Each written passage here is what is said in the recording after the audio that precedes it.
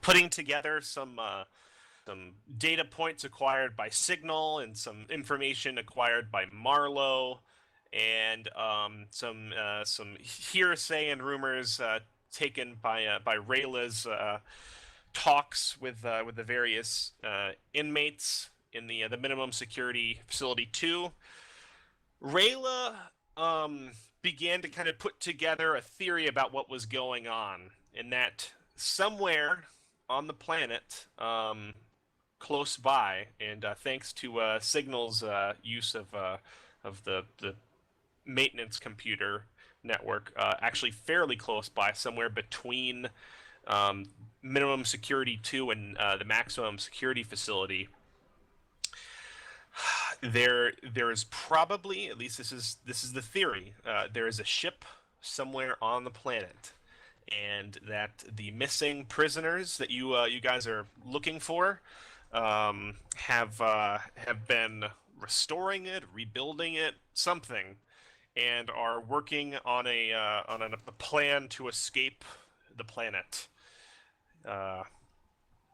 Marlowe was able to discover that explosives, or at least the materials necessary to make explosives, were missing from the facility.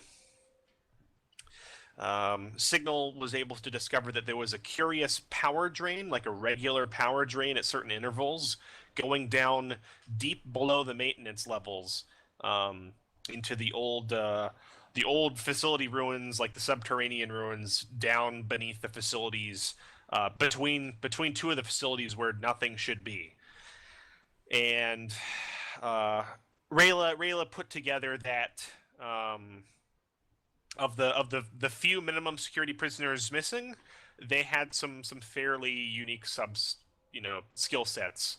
And furthermore, Signal came upon some evidence of some recent tampering of security systems, specifically doors, in the facility, that may have something to do with the investigation, may not, but did seem to, at least in one or two cases, might be related.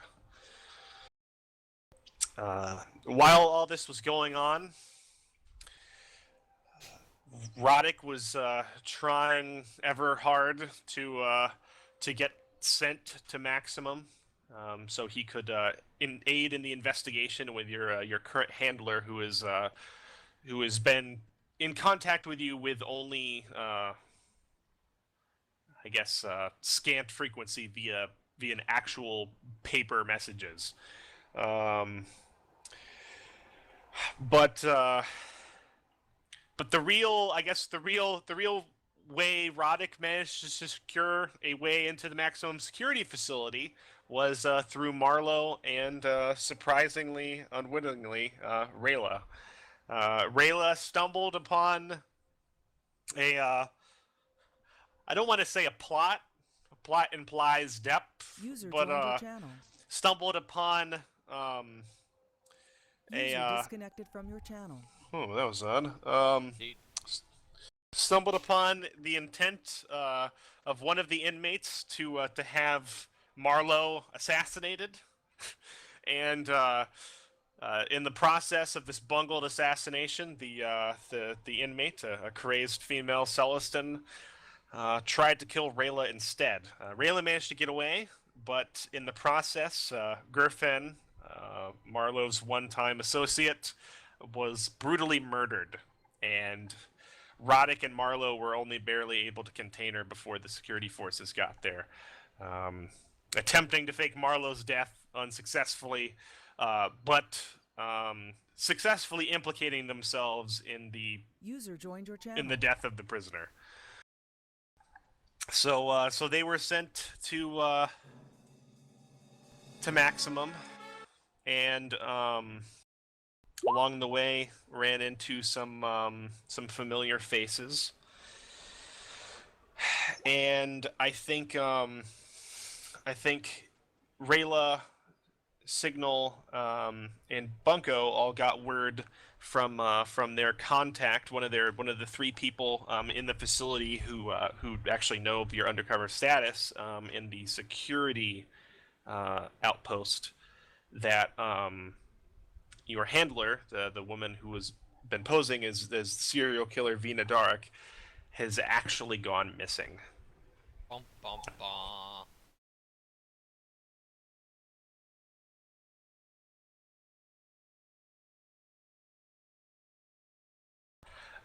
How much HP were you down, Marlo?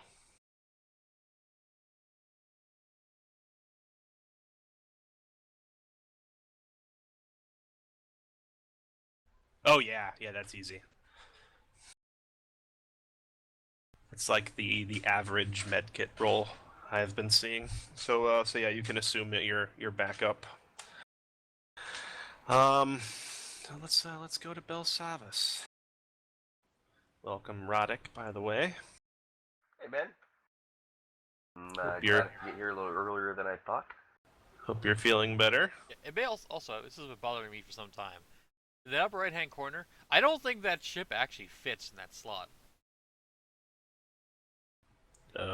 Ship? Never mind. The image in the upper right, the little like wing-shaped ship. I don't think it actually fits in that slot on that ship. I don't think it's supposed to. Yeah. Yeah, I think that's a docking collar. I don't think that's a hangar bay.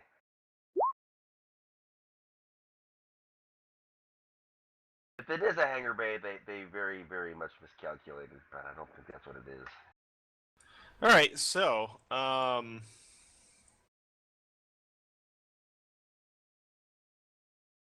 who are we gonna start with today?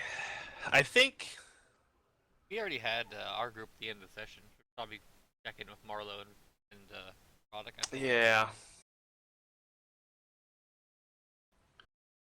Let me get some music going.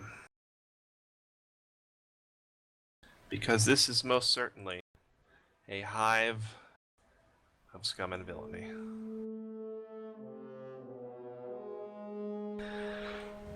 Roddick and Marlo, you are waking up the next day. Maybe not even.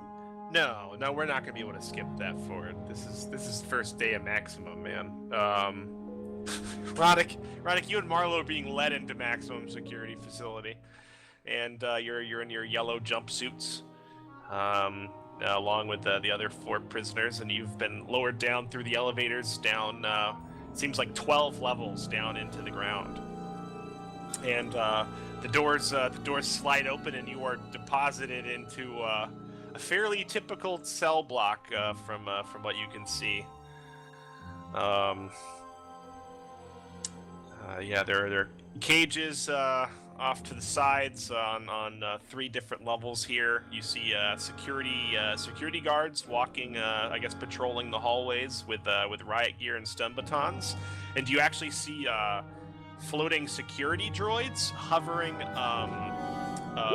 near the 2nd and 3rd levels, basically doing their own patrols in kind of accordance with the foot soldiers too.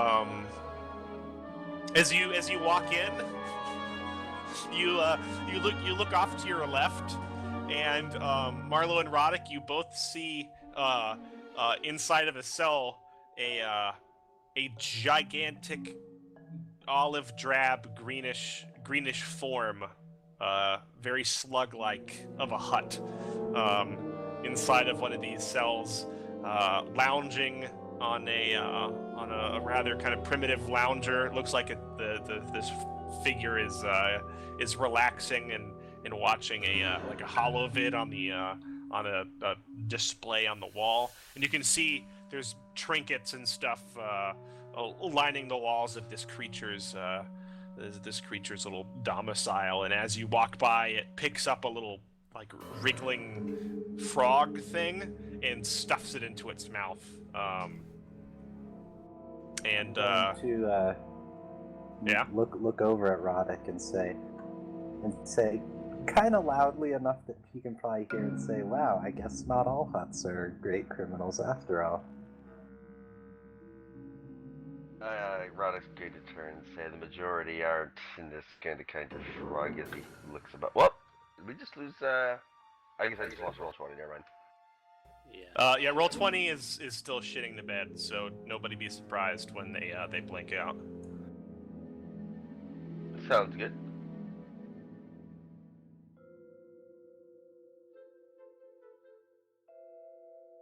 So you're kind of nudged from behind, and the guard tells you from beneath his helmet, "Keep moving, prisoners."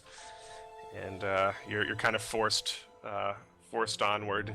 You pass like a caged Ithorian. Again, a very odd sight. But you like as it turns around, you see it has like a hook for a hand, and as he turns, you can see his one of his Ithorians breathe through like kind of slits on their necks. One of the slits on his necks has been like replaced with a cybernetic attachment, and he just like stares at you as you walk by. And there's like a whole host of rather bizarre aliens in here. You even pass like a small room that seems to be utterly devoid except for a small astromech droid just sitting in the very center of it, powered off. And I think like when you like walk by that one, the guards prod you to like move a little bit quicker. You're eventually led to a pair of empty cells at the end of the hall, and the guard turns and says, "This one's for you," and points Jason, or not Jace, Marlowe into one of them, and Roddick into the other. It says, basically he goes on to describe the very, very basic tenets of the prison. You will always do as the guards instruct.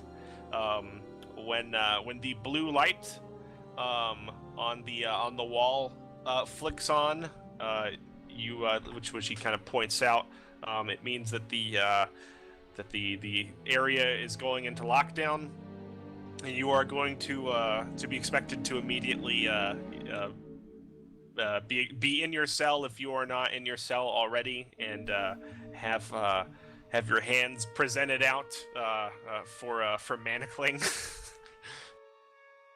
And they go through like all the prison monotonies, kind of very briefly.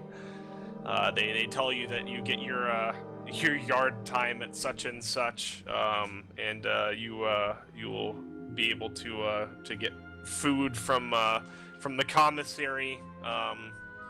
But it's definitely no mistake that this is a very different system than what you were used to just like a couple hours ago.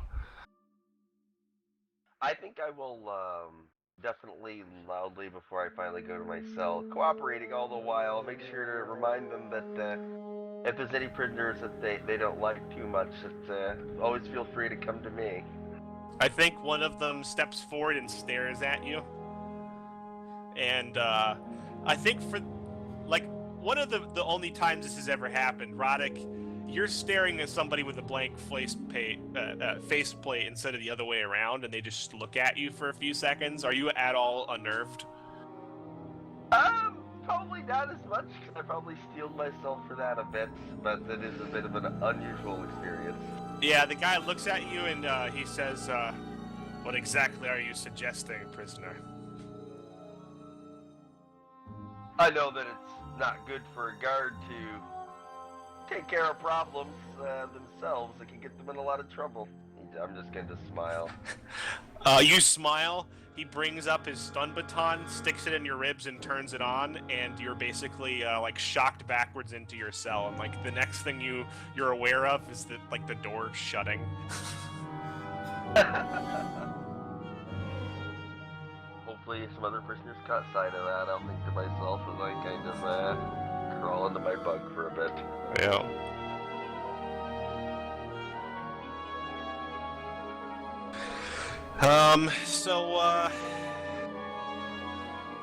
So Rayla, Bunko, and Signal,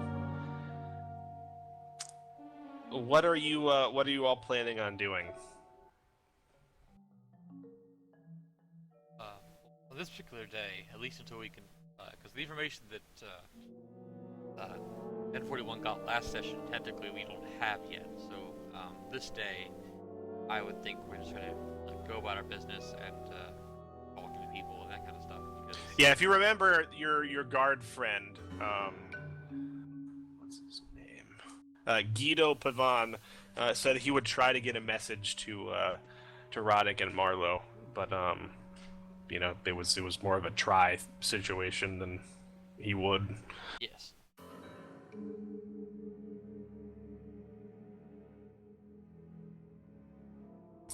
So, I guess Signal.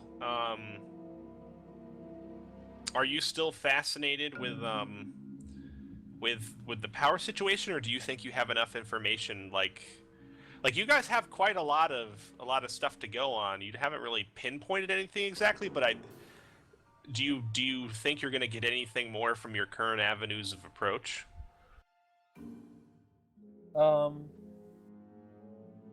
I would attempt to become more friendly with the security computer instead of the maintenance computer, and try and get into like some like video logs and stuff. Okay, yeah, that sounds good. You haven't really looked into that yet. Give me a use computers roll.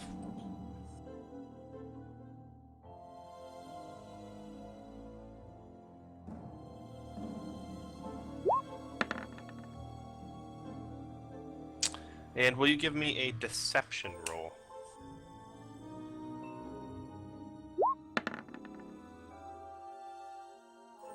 That's very funny that Signal's deception is higher than his computer in this one circumstance.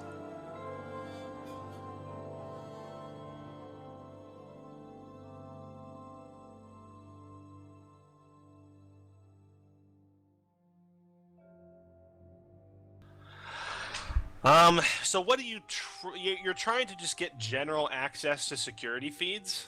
Yeah.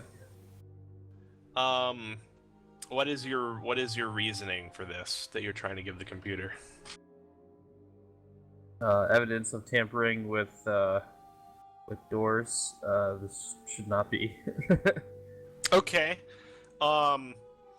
The computer definitely rebuffs you fairly severely in that you definitely do not have proper security clearance to be accessing security cameras, but does relent somewhat when you go about the line about your fulfilling your maintenance duties. It grants you limited access to security feeds, specifically pertaining to maintenance sectors, and that's about it. But the thing I wanted to look at was in maintenance cells anyway, right? So it should be okay. Question mark, maybe. We'll see. You're not getting archived footage by any means.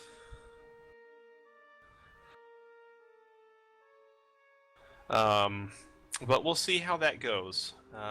Maybe we can find something with that role. Rayla, how about you? Do you feel that you have enough to act on yet? Do you feel any sense of urgency, knowing that Roddick and Marlowe are now in maximum, and that your handler's out of contact? Do you feel something needs to be done, or how do you go about things? I feel that something needs to be done about that. But I don't yet have the information from Signal from last session about all I have right now is suspicions. I don't have a place to go on for today.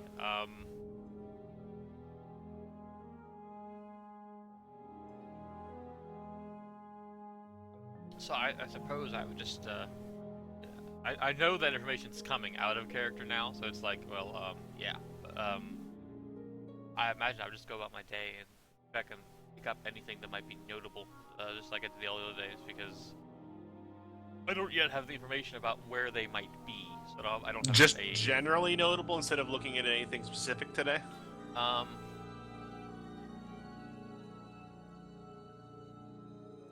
I would like to. I don't know how to approach it.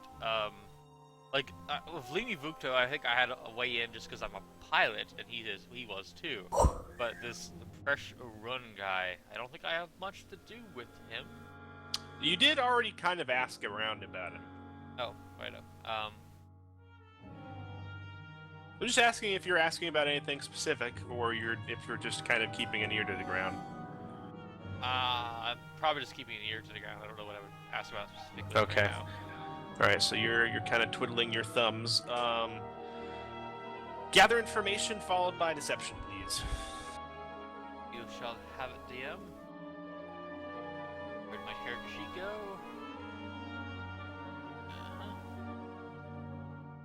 Gather info. And then I can use deception. Oh, that was very nearly a 1. And then deception, not perception. Deception.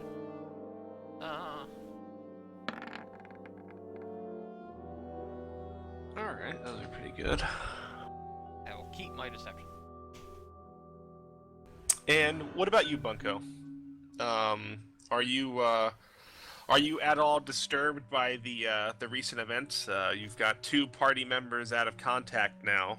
You've got really no way of communicating with them. You've got somebody who said they're going to try to get a message to them, but it doesn't sound like it's going to be an open communications regardless. And nobody's really entirely sure what's going on with the situation. Like, it doesn't really seem like anybody's in control right now. How do you approach things?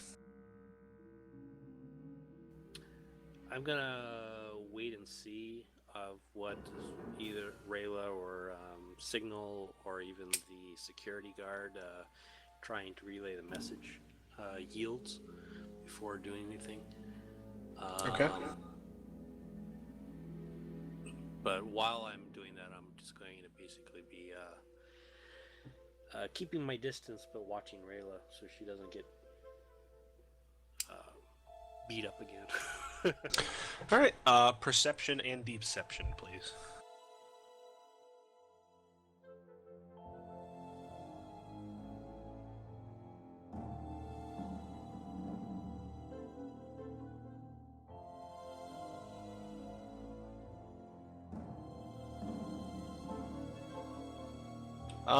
Marlo and Roddick, what are you guys attempting to do during your first day in Maximum? You have periods where you are let out of your cells. Picture any prison movie or TV series you've seen, and just add some force fields and some robots and some general Star Wars stuff, and that's kind of what you have. What are you guys attempting to do today? You're getting a whole lot of, like newcomer stares.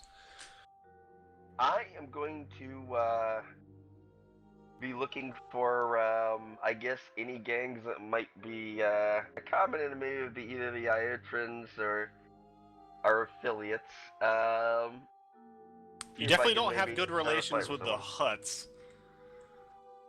That's a good point. How many Hutts are here? Just the one. It's extremely unusual to see a Hutt in prison of any fashion, especially outside of Hutt space.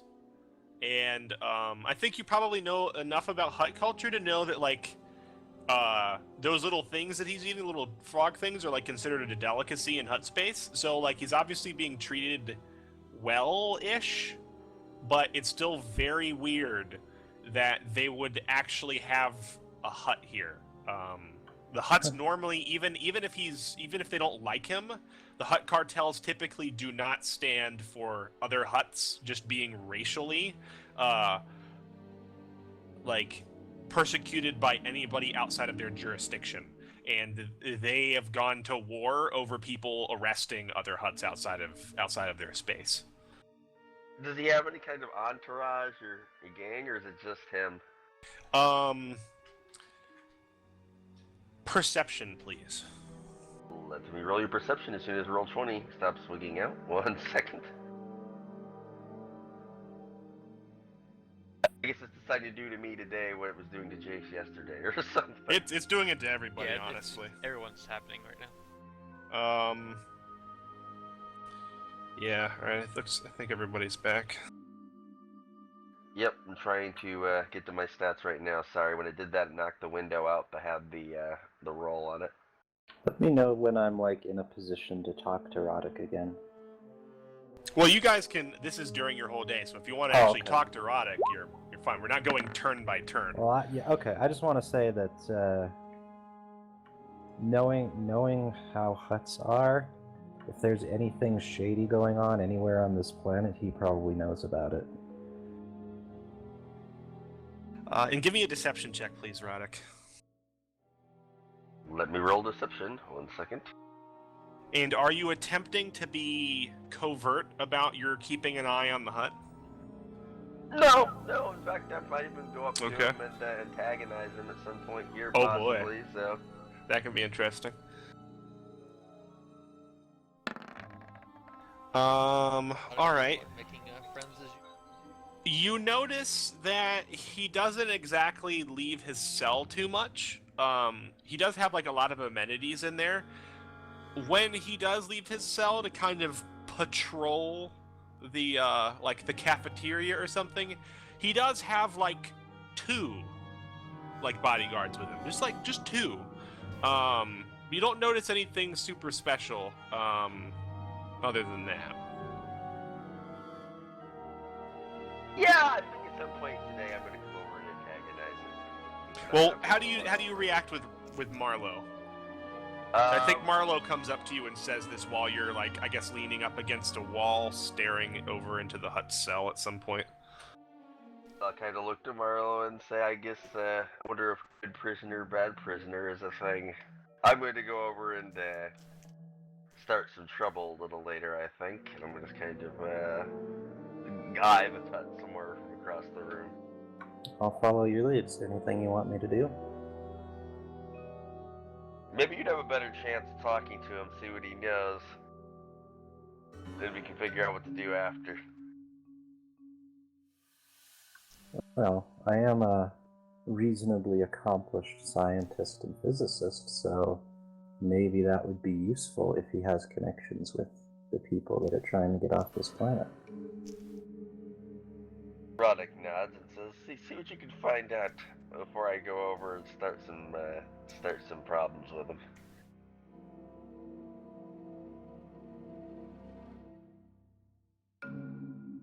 Sorry, can you say that again, Morrison? You, broke up really badly for me.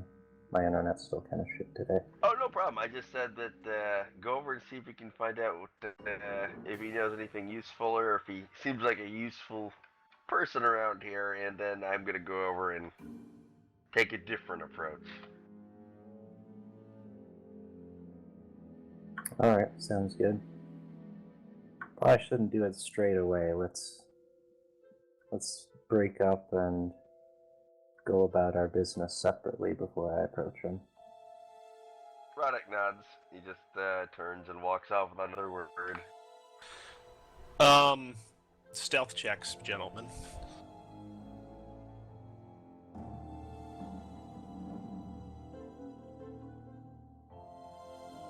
Where is stealth? There it is. Did the character sheets change? We're the worst. Change how? The equipment area looks a little bit different. The guy who runs them occasionally updates them. Oh, okay. It's not your specific sheet. Yeah. It's just the format. Okay. So, how do you approach this hut, Marlowe?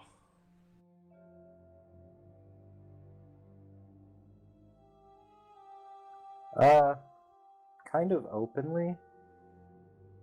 I'm not gonna try to kind of sneak about or anything. I'm just gonna kind of sort of be like up front with him as much as I can. Hopefully kind of out of earshot of the guards. So whispering if where do you necessary. approach him? I guess is a good starting point. I'm guessing his cell is probably like under guard, right? His cell door is open. You give me a perception check, please. Maybe you'll get a little bit more out of this than Roddick did.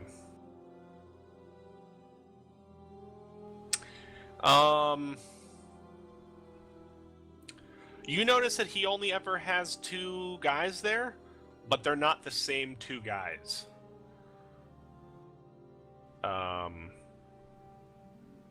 You don't really notice a whole lot more than that. Ideally, I'd like to kind of,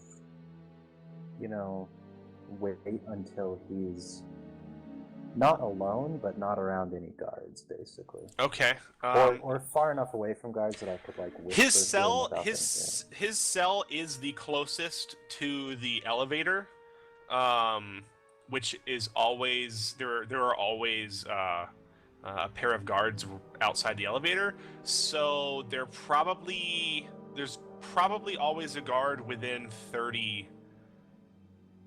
feet, maybe a little bit farther away. Okay.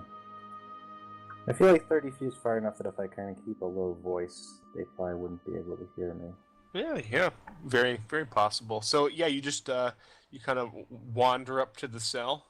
As you do, the 2 guards outside, I guess, kind of step in front of the door, and one of them holds up a hand. There is a.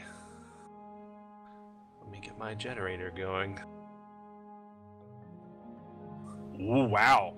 One of them is a female Trandoshan, and the other is a male Trandoshan. Today, a fairly imposing set of guards. So As I walk up, I'm going to kind of glance at them and say, "So, hey, are you 2 like a thing?"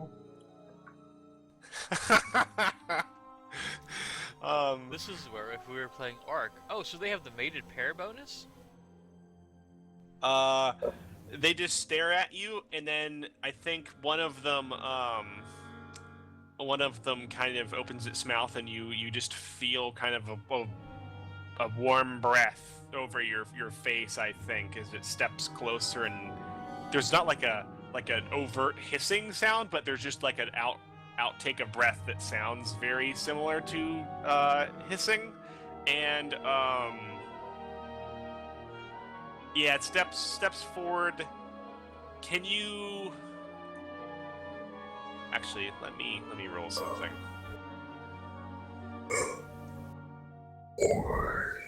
Man, you gotta do something about those yawns, bro. The yawns and the auto mic. Every time. It was Vader.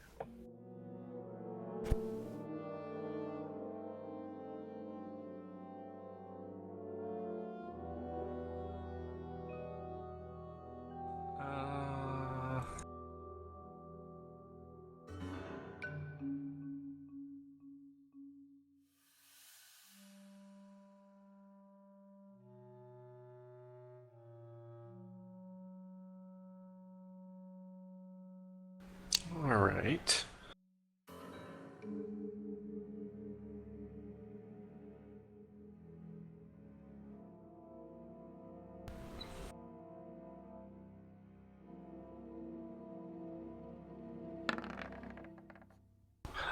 What is your will defense?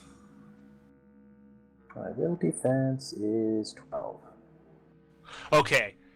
You feel sufficiently intimidated by this creature, and are forced to back up a couple steps, just instinctually. Any thought of making light of him? Probably leaving your mind. And in a deep guttural voice, the Trandoshan says, "What is it that you want, worm?"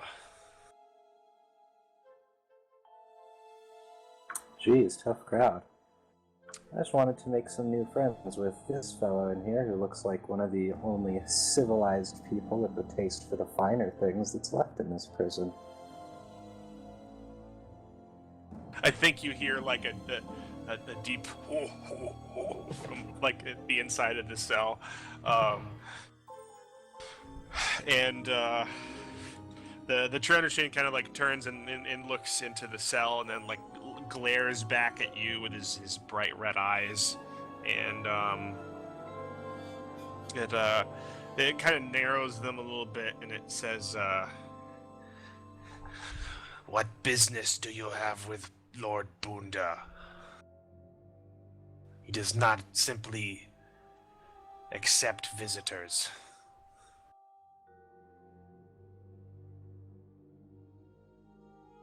Well, you'd have to ask him if he has any business with a well-respected pilot, physicist, scientist, engineer, demolitions technician, to say the least. Give me a perception check with maybe a modifier.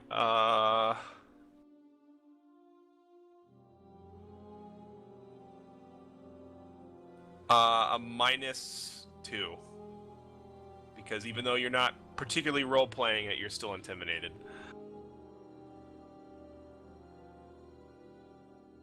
That's a damn good perception check. Did I say perception? I meant persuasion. Oh. Yeah, Okay. you said perception, but Well, you rolled a 15, so just apply your new modifier. Yeah, what's your Let's see. So that would be -6. So that'd be 13. Would be my total. You have a minus? How do you get a -6 on persuasion? My perception is +6. Yeah, what's And just, my what's your persuasion is modifier on just 0. persuasion? 0. And you have a 15. You still rolled a 15, -2, so that would be 13. So yeah, he's correct. Yeah, the Transition steps forward, grabs the front of your jumpsuit with its talon-like claw, and like lifts you bodily up, just like maybe like 2 or 3 or maybe 4 feet off the ground. This guy's like roughly 6.5 feet tall. He just stares at you, and it just says, "It would be best if you turned around. I'm going to put you down. You should go back to your cell and rethink things." And he lowers you down to the ground and lets go of you. I'm going to briskly walk like back towards my cell, and if I see Roddick, I'm just going to kind of give him a glance and just sort of say, "Your turn."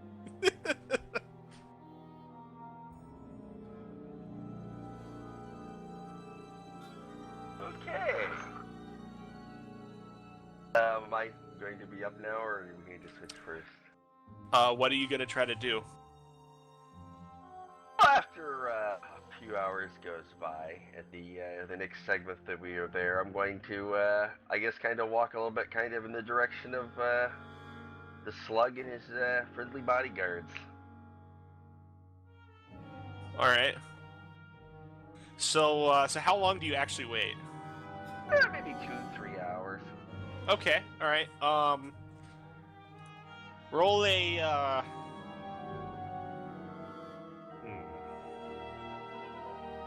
Just roll a d2. We'll see how things progress.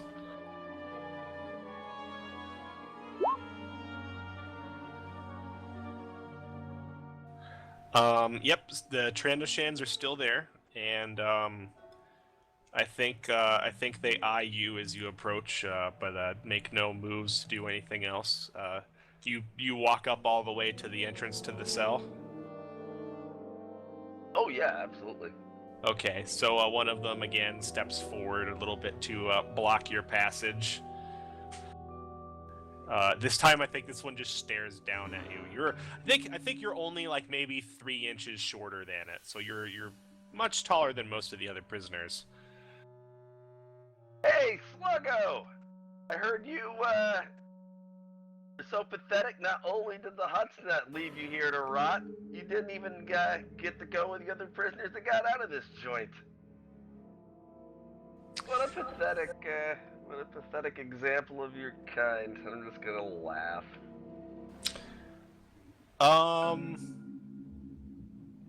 Persuasion check. As soon as I reconnect, I shall be happy to give you a persuasion tech. Give me 1 second. Okay, I am back. Rolling persuasion.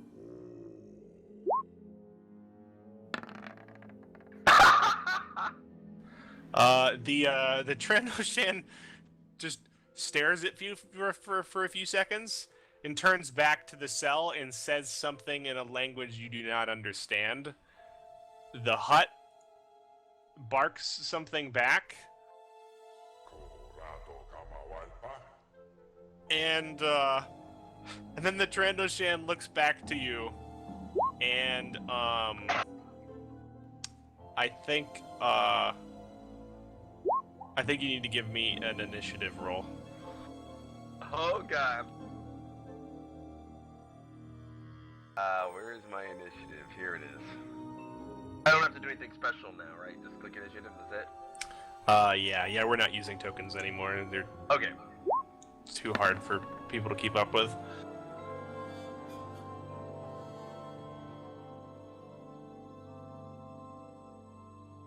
I could have definitely rolled worse on that, so I'll take it. Hopefully it's enough.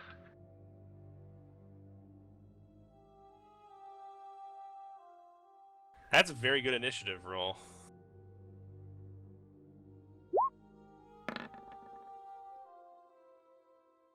That might not be that good, though. What is his modifier? Yeah, he's probably gonna rock me here. It was a decent one. It wasn't the best roll, sadly. Oh, yeah.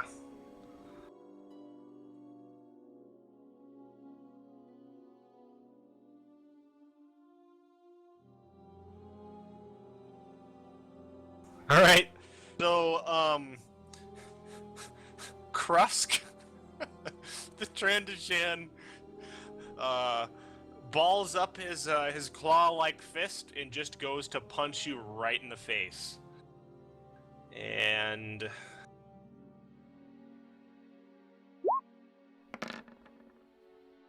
I'm thinking a 24 probably hits you. I'm thinking it probably does too. He rolled I'm pretty sure minimum. Like 19, I think. He rolled minimum and still did 6 damage. Yeah, that's really bad. I will take 6 damage. I think you're knocked backwards off your feet and onto your ass, like maybe 5 or 6 feet backwards. I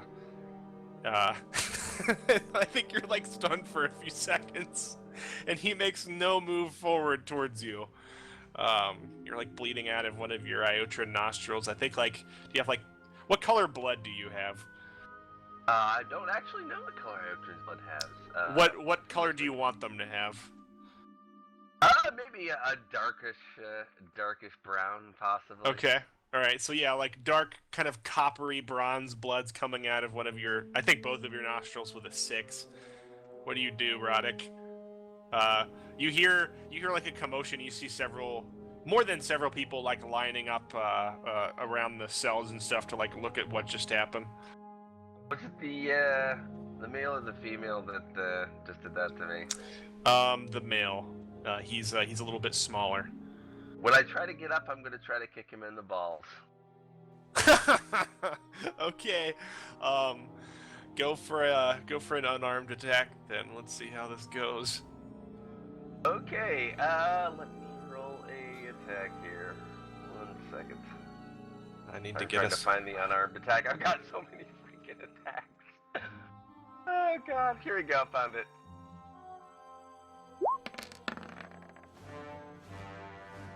I guess I must have maybe got a hit. I don't know actually, but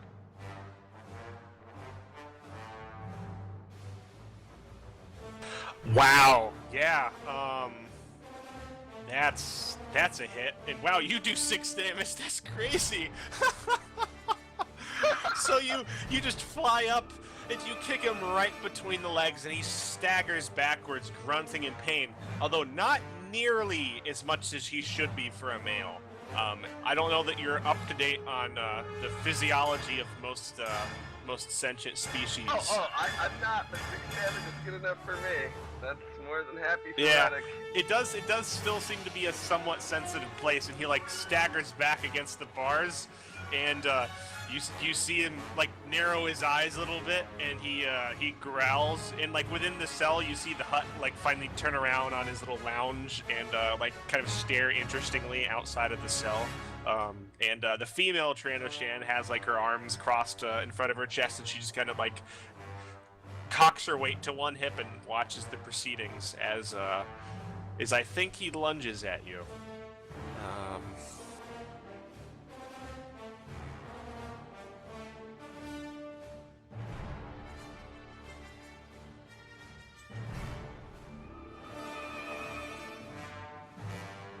Looking something up.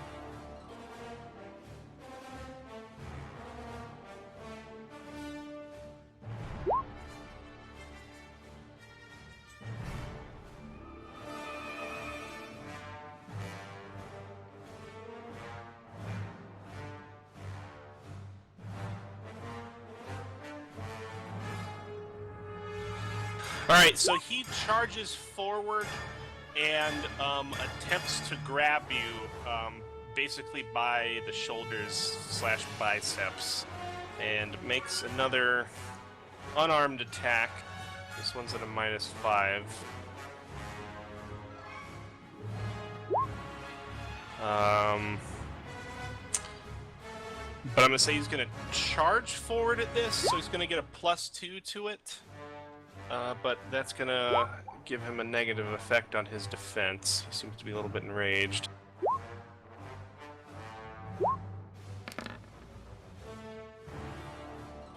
Does a 19 meet your reflex? I think that actually just meets it. Yes, it does. Okay, you are grabbed and you are pinned. He tackles you to the floor. If you succeed on a grappling attack and your opponent fails the opposed grapple check, so you get to make a grapple check now.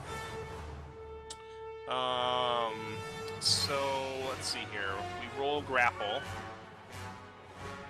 I just roll my unarmed and it's -5 for grapple, I believe. So I think I may be bone. So Well, there is a grapple section on the sheet, is there not? Yeah, there's right beneath initiative, Victor. Oh. Yeah, click grapple. Here, hold on. Oh, wait, where? Hang on, I'm looking. Right beneath initiative, top right. The other initiative. Hold on a second. Top right. I'm at the top right. I don't see grapple anywhere. Force Right points, BAB, perception, initiative, grapple. Going down. Oh, okay. That's a whole subsection. I'm sorry. Oh yeah, he totally grapples I you. don't think I could have done that without a nat 20 because I actually rolled a 16. Yeah, he rolled a 16 too. All right, so yeah, you are pinned to the ground. A pinned creature cannot move or take any actions while pinned, and you lose your dexterity bonus, if any, to your reflex score. You're going to have to break grapple in order to actually get your action back. So yeah, he pins you to the ground. What do you do? I'm I'm gonna try to have to break grapple. If that's all I can do, I definitely will try it. First opportunity I get. All right, yeah. So on your turn, you can try to break the grapple with an opposed grapple check. So I guess we just both hit grapple again. We just hit it right now? Yeah. Okay, hitting it again. You rolled really low on that one. You have a chance. I thought I hit it. Oh, I didn't hit the modifier. Here we go. Oh, poor Roddick rolls even lower. Oh yeah, that's pretty bad actually. If I spend a force point, that'd only be a 1d6. That might not be enough. So yeah, I'm going to gonna eat whatever happens this round. Okay, so on Still trying his to get out of turn, it.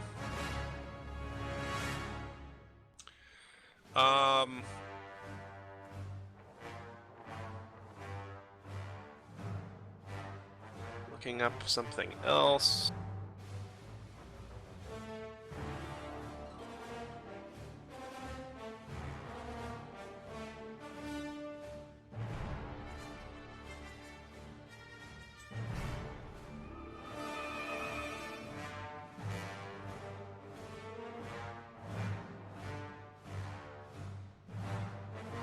By the way, I don't have a misc mod at the end of this. I don't know if it's calculating, but I probably should have a +1, I think, for my my racial bonus, or would I not have that in grappling?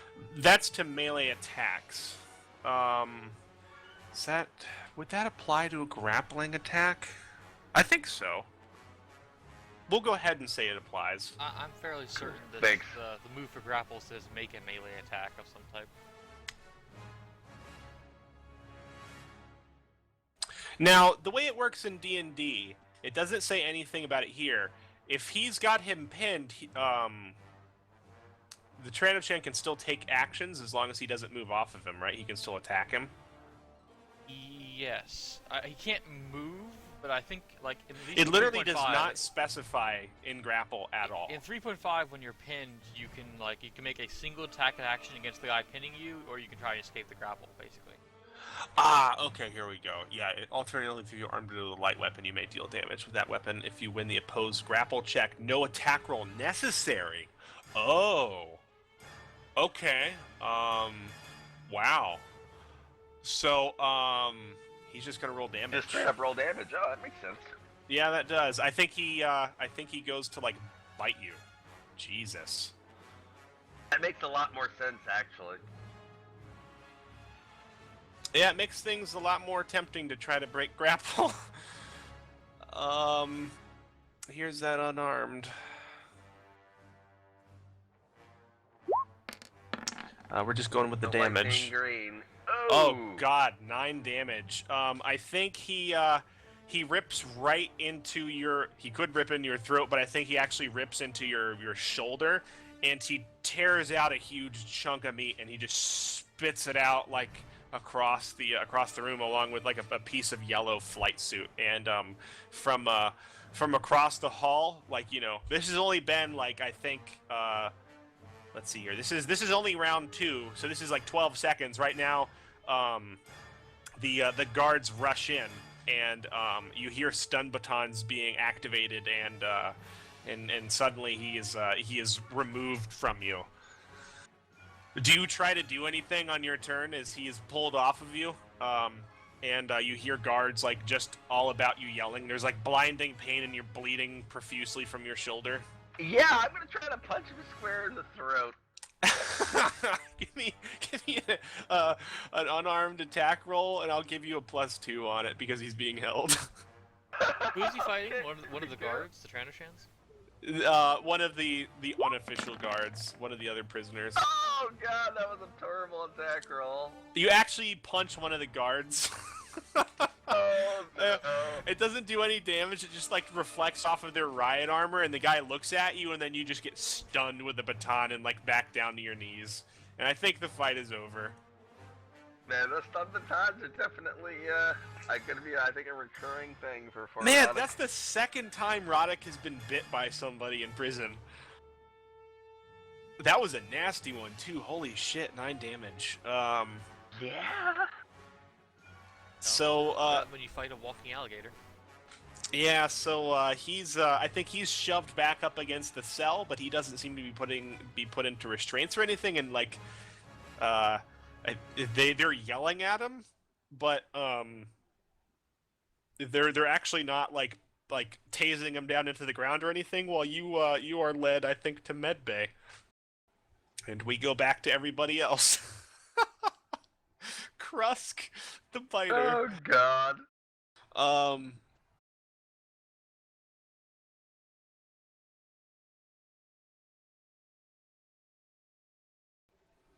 All right, so it sounds like our droid is having some technical difficulties, is he not? Indeed, he is currently sick on the couch. Okay, all right. Well, I didn't think he was probably going to have much. Well, he was probably going to have a lot to do, but he's probably not going to be needed for the main thing. Rayla,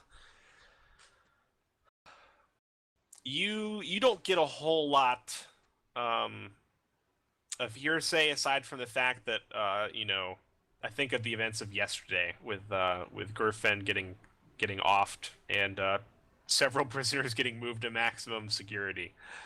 And Bunko, you're watching over Rayla the entire day, and you don't really notice anything untoward going on. I think night falls, and Rayla, when you go back to your quarters, you find another note saying to meet. Or I guess just you need to meet. Righto. I imagine we could probably go now. I mean, there's a curfew, so we might get in trouble for that. But we're going to one of the guard stations anyways, so. Yeah. It's not very far at all. So do you guys make your way there? Yeah. Yep. All right, so you guys head to security post Bravo, and I think you're taken a little bit aback because you get there and there are actually two security guards standing outside. The lights are all on, and they actually stop you and search you before admitting you inside. Standing inside is the security guard that you met before, Guido, as well as a woman you have not dealt with, but whom you at least saw a picture of when you were being, introduced to the prison. This is Commander Turn, the commander of the Minimum Security Facility 2. She is a Bothan.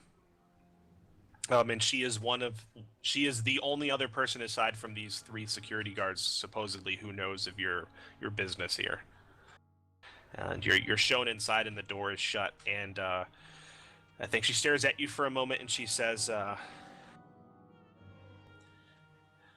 hope in your short time you've been able to glean some information about the troubles going on in the facility, because things have unfortunately begun to get worse in Maximum." Worse, how so? She says, "We can confirm that Vina Darak, your handler, is most definitely missing, and no one has seen her for a full 48 hours. Given the nature of your investigation, I cannot fathom that this would be good. Additionally, it seems that within the first 12 hours of your compatriot's assignment to maximum security, which I was only informed of after the fact, one Roddick Concord, I believe, he had an altercation with a particularly malfeasant Trandoshan by the name of Krusk, and he is now in the medical bay. This operation, well, I don't want an undercover officer dying on my watch. I need to know if you've learned anything important, because I'm getting ready to pull the plug on this. I can't have this going on. I've already talked with Commander Nodek over in Maximum, and he agrees that unless there's been some progress made, that the risk is not worth what's happening. I have my suspicions. By now, you've heard from Signal. Okay, that's what I We're was just gonna I play was- that out. Okay, I was gonna bring that up, but I was like, I believe that between the minimum security prison and was it minimum security 2 and it had numbers on it, but And Maximum. between the minimum and maximum security prison, that there in the old levels of the facility, that there is I suspect, I have no proof of it, but I suspect a derelict ship of some type that the people there are trying to fix. There's some odd, our droid our droid from the Far Ranger, who we have on the station, found power routings that are very unusual. That there should not be power routings at regular hours and times at that given location. I suspect it's being used to power some type of heating element or something of that nature to keep the place sustainable from day to day. I suspect that they've also acquired the materials. There's several materials missing that could be used to make explosives. They could be used to perhaps clear the way for such a ship if they got it running. Most notably, 2 of the individuals who were taken from minimum, whether willingly or unwillingly, have the skills required to pilot and theoretically fix such a ship if there once did exist. Yeah, I think there's some disbelief when you're talking about like a derelict ship, but she doesn't interrupt you, and at the end she says, "What sort of evidence do you have to support this investigation? Are you serious when you're talking about a ship? That seems highly doubtful." The 2 who were missing from minimum, one was a starship engineer and the other was a pilot.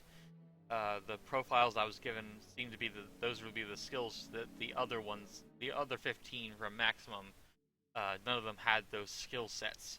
I cannot see why they would try to bring in people from minimum if they did not need those skills.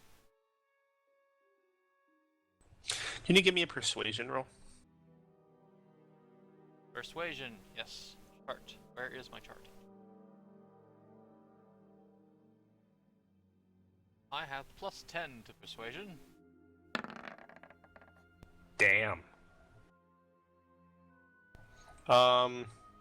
Yeah, so she kind of paces back and forth. She initially appears disbelieving, and then, she asks you to go over a few of the aspects in more detail, obviously, and you do so. And by the end of it, she says, "This is still unbelievable, but it does go a long way to explaining what's been going on over the last few months. I don't think I'll be able to convince anyone else that this is exactly what's happening, just with circumstantial evidence, but I think you've probably gleaned as much as you can. You say you don't have an exact location. I had the location from our droid where the power is being routed to. I imagine it just gives me like a general block or something of that nature. I don't think it gives me the exact locations, right? Yeah, it's very vague. It's many levels below the lowest charted sublevel, and it's just kind of out between the 2 facilities. But that is hard data. You can't really pinpoint exactly where it is, but you do have hard data that there is some sort of power drain that's not in a normal facility. That goes a long way to convincing her. She says, well, with this in mind, and your officer having been gone for 48 hours, I fear the worst. We need to find her. If we don't have an exact location, we're going to have to go about other methods.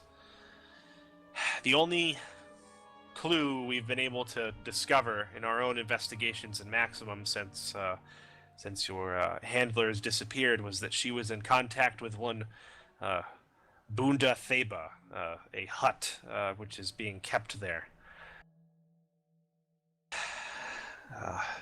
It seems your stay here in Minimum has come to an end.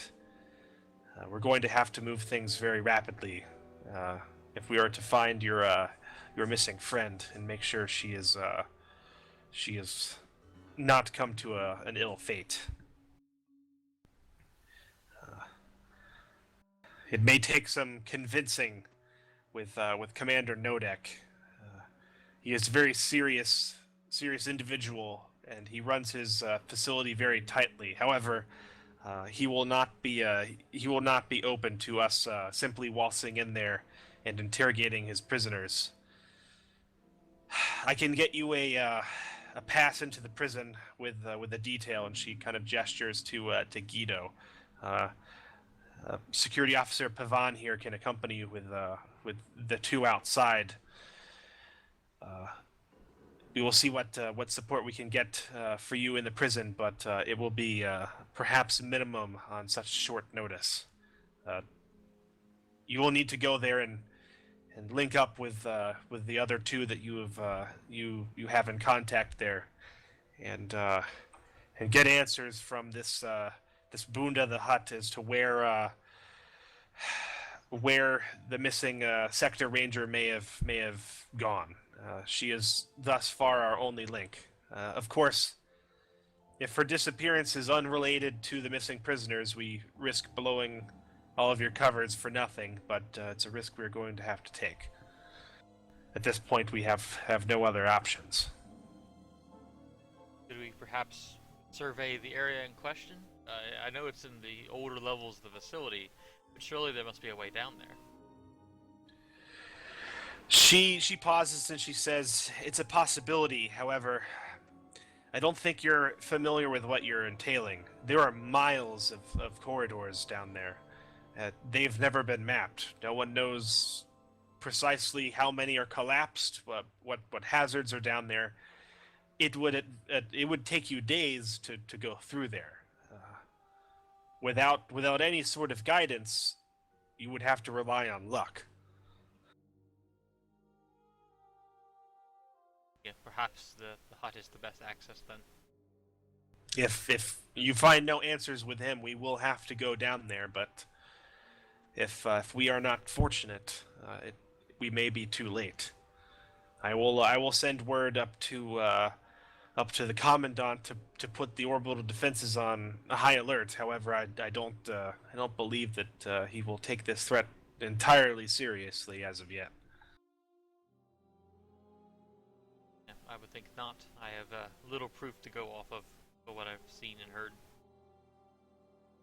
Well, retrieve your gear. She gestures towards the plasteel crates that you guys have had waiting here, and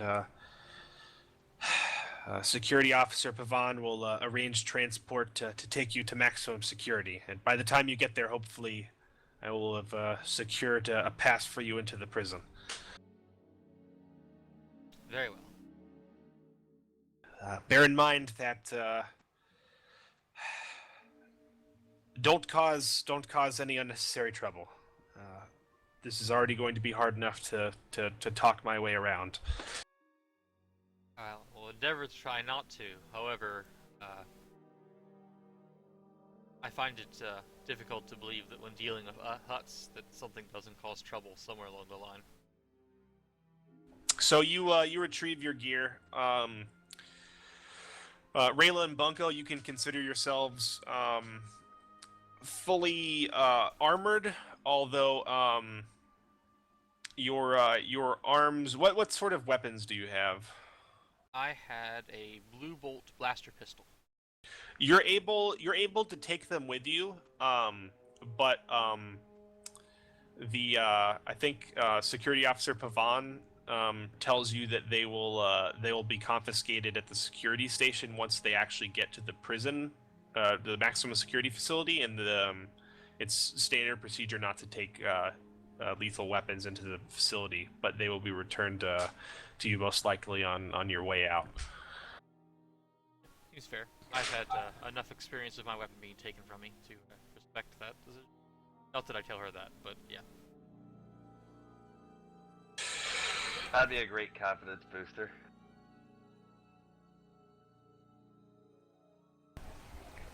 So, Marlowe, you are aware that Roddick has been sent to the medical facility after witnessing the altercation. Have you been trying to do anything?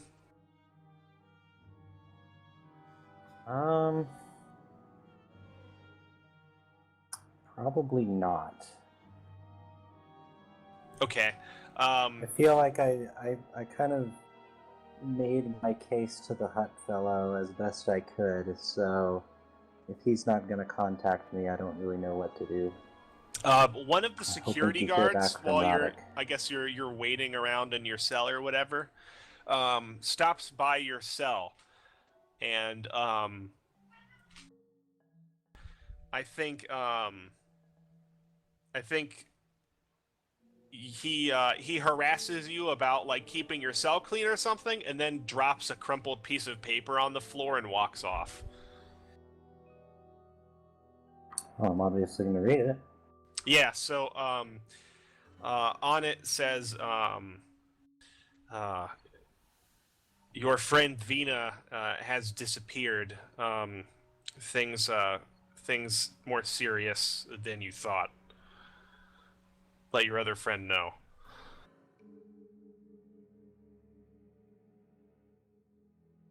Alrighty. I'll take the note and flush it as soon as I can. Okay. Well, I'm in my cell, so I should be able to flush it right now. Roddick, you regain 6 HP at the medical station, and are released and brought back to your cell. The Trindajan is not there, but you do definitely get some stares from people as you're led back to the cell. Your shoulder bandaged up and aching. You see, I think you see Marlowe maybe like seated on his cot, like tapping his foot almost impatiently, and like as soon as he sees you, his eyes like light up like he has something to tell you. Yeah, I'll definitely discreetly head that way.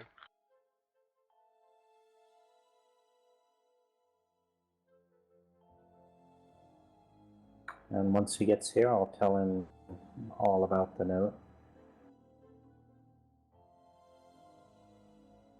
Roddick's gonna nod and say that, do we know anything about what she was doing last?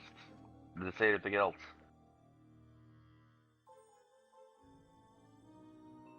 Nope, that was it.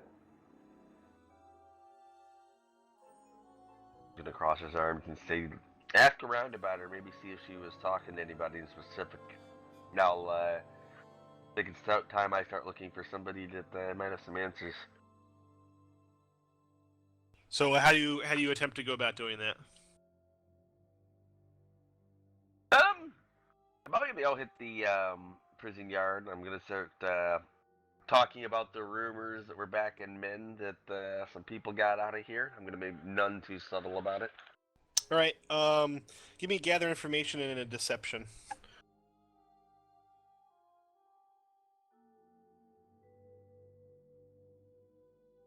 Gather information, charisma. Oh my god.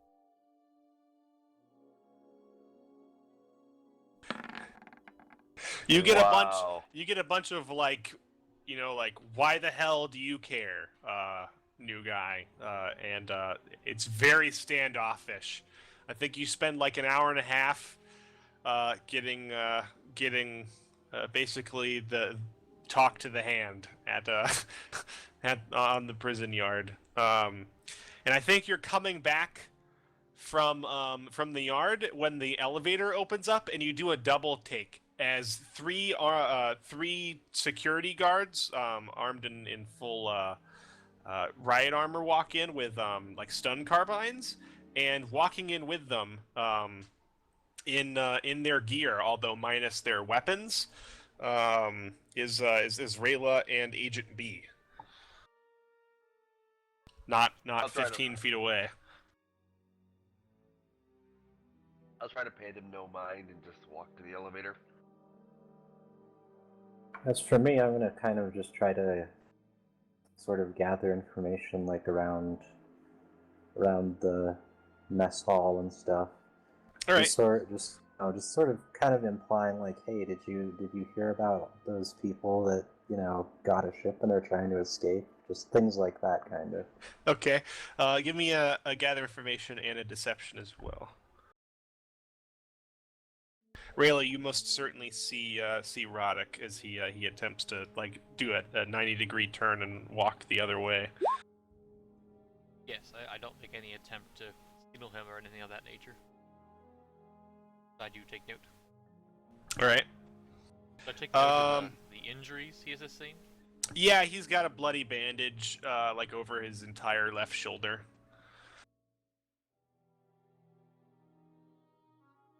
Marlowe, yeah, you do a little bit better. I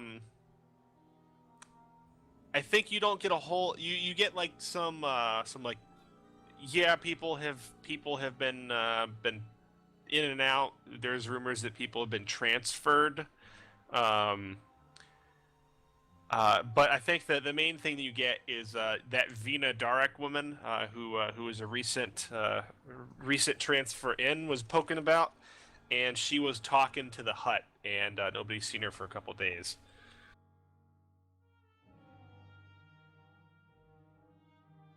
It sounds like she got sent to maintenance detail, maybe. Interesting. Hut is definitely our way, and I think. So Rayla, I mean, you're Rayla and Agent B. You're in the facility. What are you doing?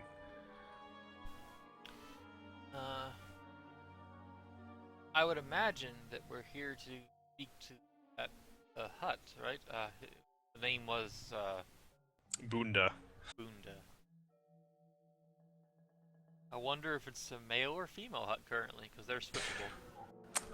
Yeah, they're technically technically multi-gendered. So what are you doing? I haven't heard from Agent B in a while. B, are you still present? Yep. I am ignoring Roddick like I always try to. Yeah, I'm up for going and talking to the hut directly. Okay, I'm not so quite sure how I'm gonna approach that. Dagger stuff. I mean, it's obvious that you're being walked in here as not prisoners. Like, you're not in prison gear anymore. So, you've been told this needs to be done now, or it's all for nothing. Yes, So, I would imagine we would, I don't know, I guess take the hut in for questioning. I don't imagine that's done in the cells, right? That's they have an interrogation room on one of the upper levels. Do you want to move him out of his cell and into an interrogation room? I would think that's what needs to be done. Yeah, I think that's probably standard procedure for this kind of thing. Yeah, so you get down to the same level that Roddick and Marlowe live on, and Roddick and Marlowe, you see this very bizarre sight as Rayla, Agent B, and 3 security officers walk into the direction of the hut cell, and not only do the 2 Trandoshans start getting antsy, 2 security officers actually move to intercept them, and they start to give them guff. And one of the security officers says, "What are you doing down here? You can't be down here. Who authorized this?"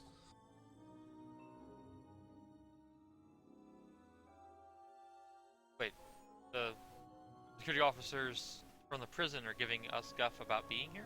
Is that right? Yeah. The 2 elevator guards, stopping not only you but the 3 guards that you came with. I probably have some type of authorization from the commander woman. Yeah. Do you remember Commander Woman's name? Oh shit. Do you want to give me some dialogue? If I can remember her. Oh, there we go. Commander Turn. That's correct. There we are. Thank you, note sheet. We've come here with authorization from Commander Turn from the minimum to ask some questions of Bunda the Hutt. Yeah. So Guido looks over to this other guy and he nods and he says, "Stand aside, officer. We've been allowed down here. We're to take the Hutt in for questioning."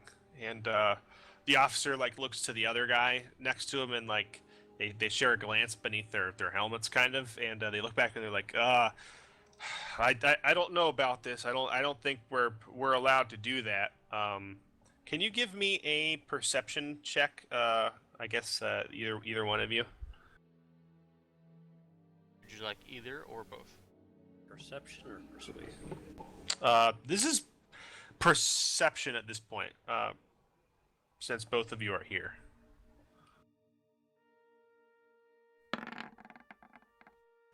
Bunko, you definitely notice that these two guards are acting kind of nervous. Not like you guys just showed up out of the blue and you don't have like the right papers. Like, I asked the kind guard, of fishy. I asked the guard, "What's the problem? You guys on the take or something?" On the take, he steps back, putting a hand up. He's like, "What are you?" Then get out of our way.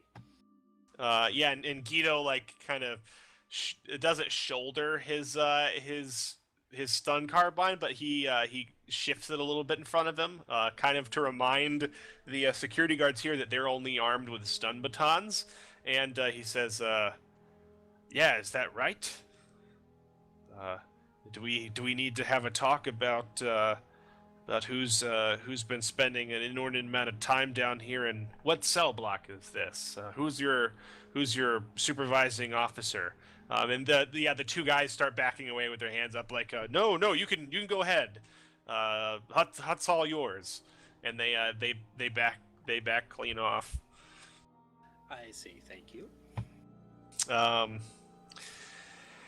So you're left with the two Trandoshans who I think they sidestep and they move down the hall. And I think you hear the Hutt cursing somewhere inside as he sees his two bodyguards leave him. So you guys make your way to the edge of the cell, and the Hutt kind of slithers to the front. I start to talk in Hutt, saying that we would like to talk to him upstairs. Okay. He looks surprised that you speak Huttese. He demands to know why, and for what reason you are bringing him in, and he also demands to know why this is happening when he so readily and regularly pays his bribes. There's been some news about some missing peoples in Maximum that we want to talk to you about to see if you can shed any light on it. Yeah, so like he laughs and then he realizes that you're serious. And then like he kind of squints at you and he notices that you two aren't wearing security guard uniforms, and the three guards with you are not wearing the same like colored nameplates on their uniforms that the other guys are. And he suddenly gets like very uncomfortable and serious, and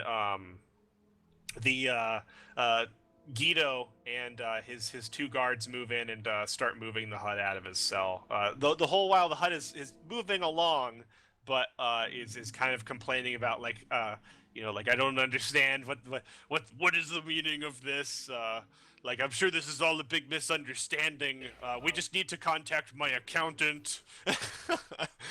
Yeah, I'm trying to be very diplomatic and respect his his Huttness, and but Is that what you call him? His Huttness? His majestic corpulence, as it were. But Give me a persuasion roll, Bunko, with a +2. this I can reroll.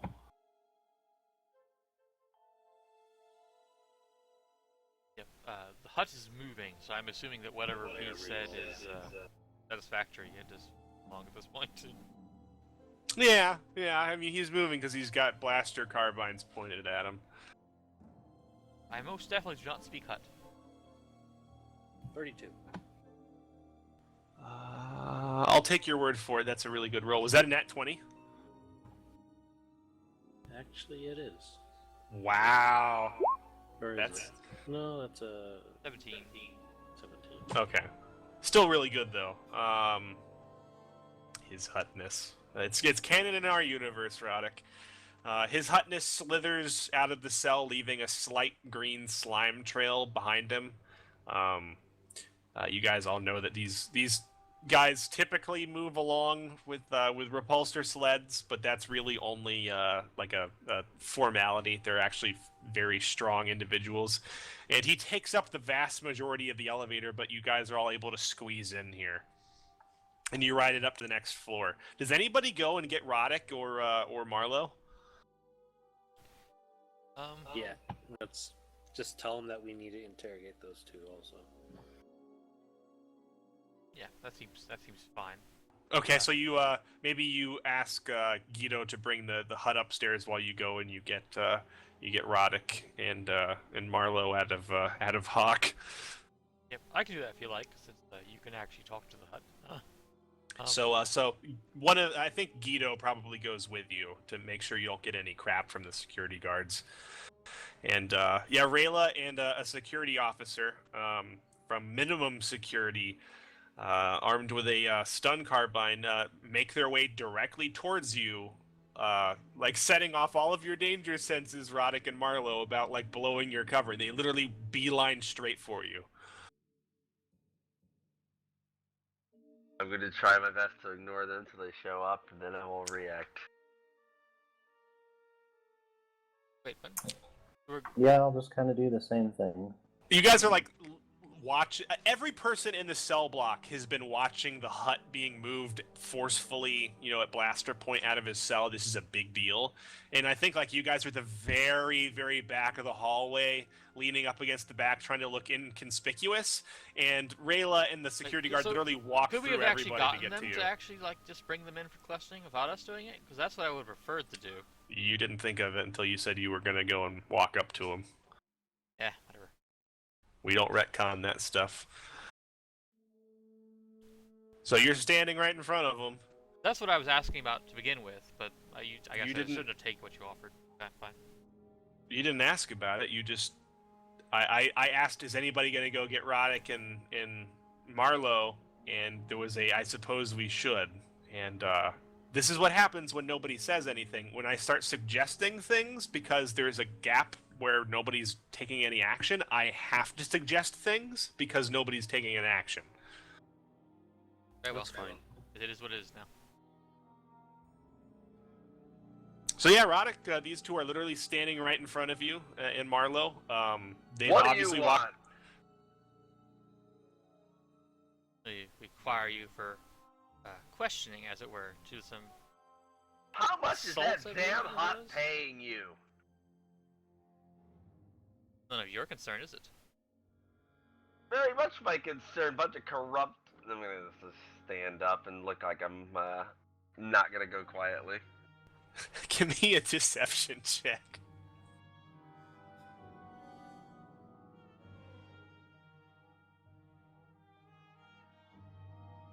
While all this is going on, I'm just going to kind of keep my head down and try to make myself as try to reduce my presence in the situation as much as possible. All right, so you come across mildly convincing, Roddick.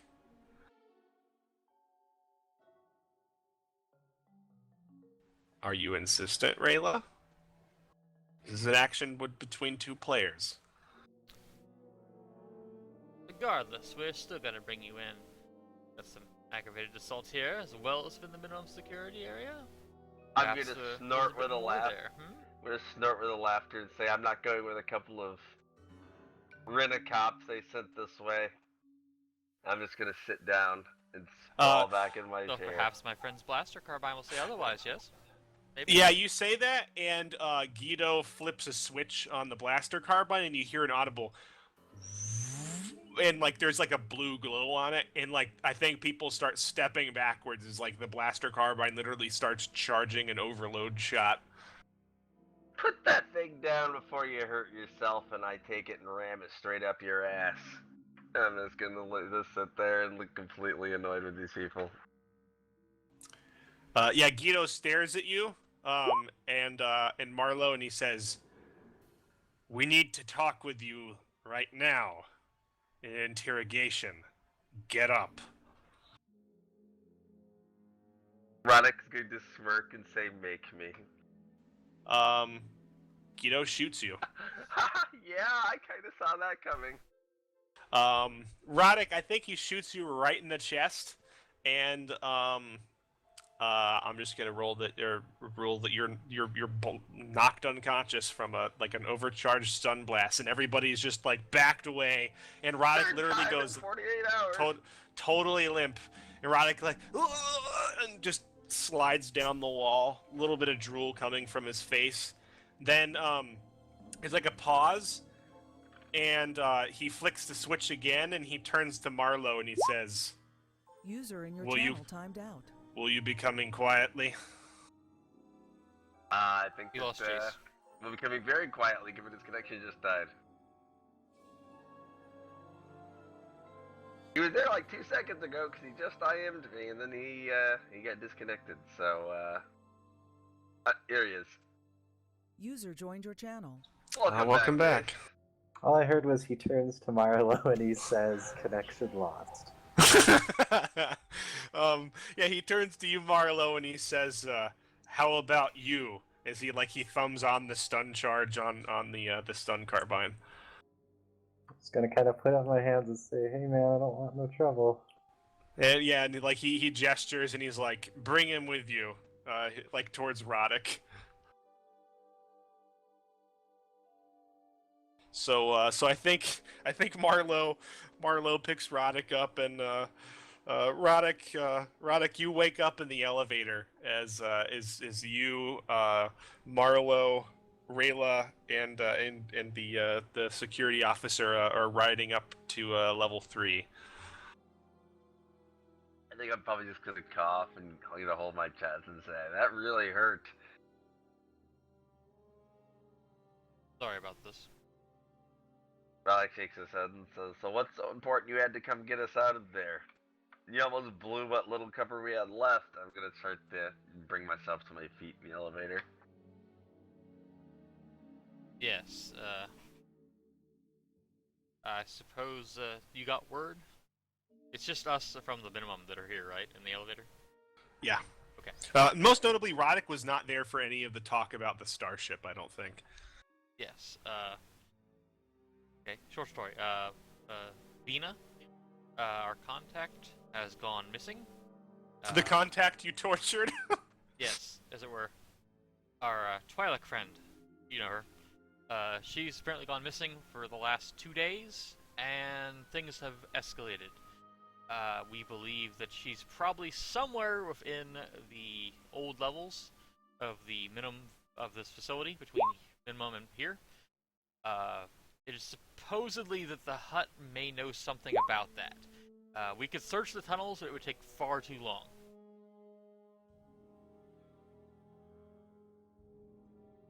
Roddick nods and says, "So what's the plan?"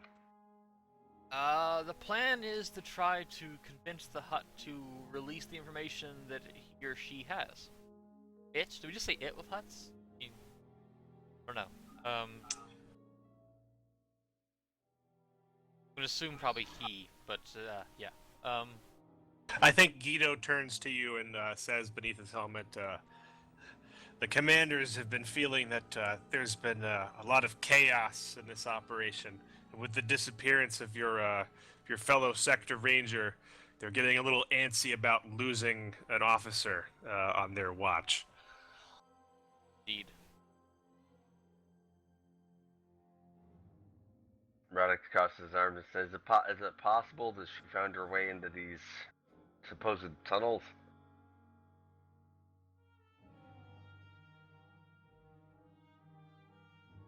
I suppose it could be. I don't know little of what her activities were here in Maximum, but it also could be just as likely that she was discovered trying to and was captured by them. Very possible. Had she found her own way, she almost certainly would have been captured afterwards, or she would have come back for now. From by now, I think.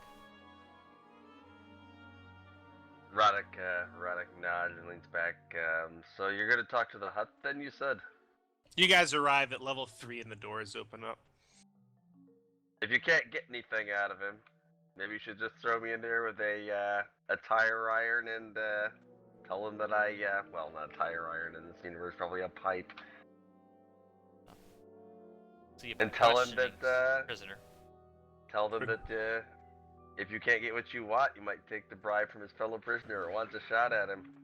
Regardless, if this doesn't work, Commander Turn's calling the operation. Roddick nods and says, we'll let you take it first, Rayla. I want to try and keep my cover if possible. So yeah, you, Roddick, you and Marlowe are led down the hall to, like past an adjacent interrogation room and actually into, like the security room that has the, behind the one-way mirror that has like the security feeds and everything. Like you're actually led into there to watch the proceedings. And inside, I think Bunko's already waiting in there. You can come out and help if you want. And your cases of equipment are in here as well. I just kind of look longingly at that and then kind of back at the glass and say that we'll have to wait on this until I know if I need to go back in or not. Sounds like I probably will. So yeah, all of you are waiting in there, and I think Guido says, "How exactly do you want to approach this?" Well, I don't know a whole lot about this guy. I have heard that he's been here a while. Yeah. He is a hut. He did mention bribe as we were down in the cell. Well, that's a given. Yes, of huts. He probably conducts business in here just as much as he does on the outside. But I think probably the best way to approach it would be to I don't know. He obviously gets bribes. His bribes probably apply to people in the prison, but not so much outside. Perhaps if we were to I would hate to pay the man, as it were, but I do not believe he would be willingly giving up the information. That would be to his detriment. Approaching with flattery may work, but I doubt he would give them up freely. It'll probably cost us something, either privileges or I imagine his money buys much, given to the right people. But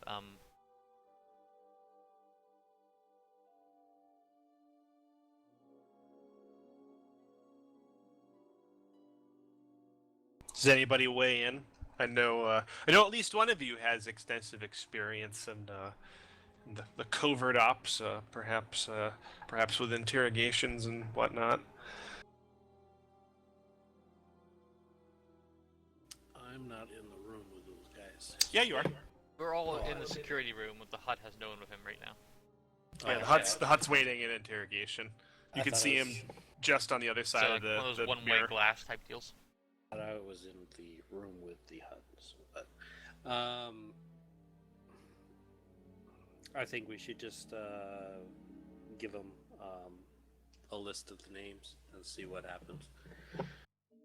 And I think if all your options fail, you should send me in and take a lunch break.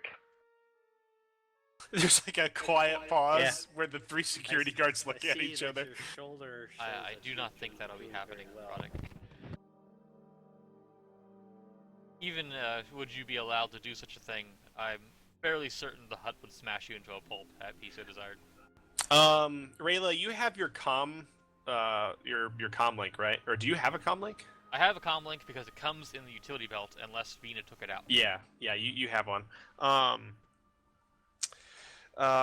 Your comm link goes off. Signal is sending you some information. Apparently,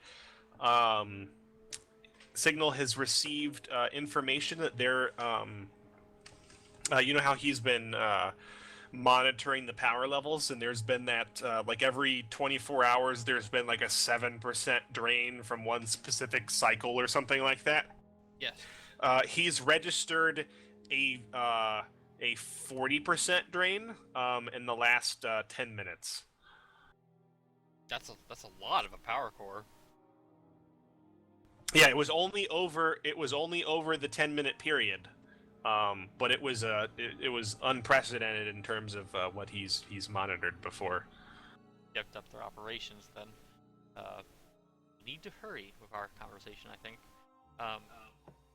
Let's inform the guards so that we can tell the higher ups. Yeah, What well, they- the one guard's here with us. It's like I'm like, You've got your 3 guards with you. his name was Guido, right? He's Yeah, Guido Pavan. He's the same guy who's What been was your he? main What race was he? contact. I think he's human. Yeah, he's human.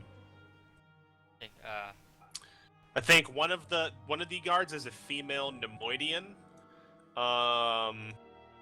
And the third one is a male Duro. I talked to him, Guido. It seems that, remember that power fluctuation I told you about? It seems that, I've seen some information from our droid. It seems to have spiked to 40% in the last cycle. It's quite a lot of power to go to that area. Yeah, he nods. You think something's happening? Well, think if they they're had getting 7% ready for to some leave. time, using 40% now, I think they're in an awful goddamn hurry, whatever they're doing. But anyways, Yeah, probably, he says he'll send a message to perhaps we should Commander Turn. inquire at the hut about his undisclosed activities in the maintenance sectors per se. Act like we know something, perhaps. Perhaps he will supply more information that way. Particularly if he hasn't bribed anyone about that, perhaps. I don't know if he has or not. So do you guys go in? Is it going to be Rayla and an Agent B? Are the 2 supposed still prisoners going to wait in here, or is the professor going to join in as well? I'm gonna stay behind the glass. Yeah, I think Roddick will as well for now. Interrogation stuff is not my thing, so I have no reason to be in the I room. think it's Rayla's thing. Yeah. Yeah. I'm not sorry, sure I if was it'll gonna- still be useful to keep somebody with their cover, so I'm just gonna stay here and watch. All right, so Rayla and Agent B exit the room and appear in the next room through the glass. Rayla in her black Sector Ranger uniform with the red piping down the sides, and I think Agent B in Agent B's whatever uniform Agent B typically presents herself in. I have kind of an odd question about an assist here, because this would not be an unusual assist. Basically, I'm going to be watching as they do the interview and trying to pick up on details they might miss. Even though it wouldn't be like assisting them directly, I'm going to try to help them in that way. I'm not sure if that would. I apply get to what that. you're trying to do.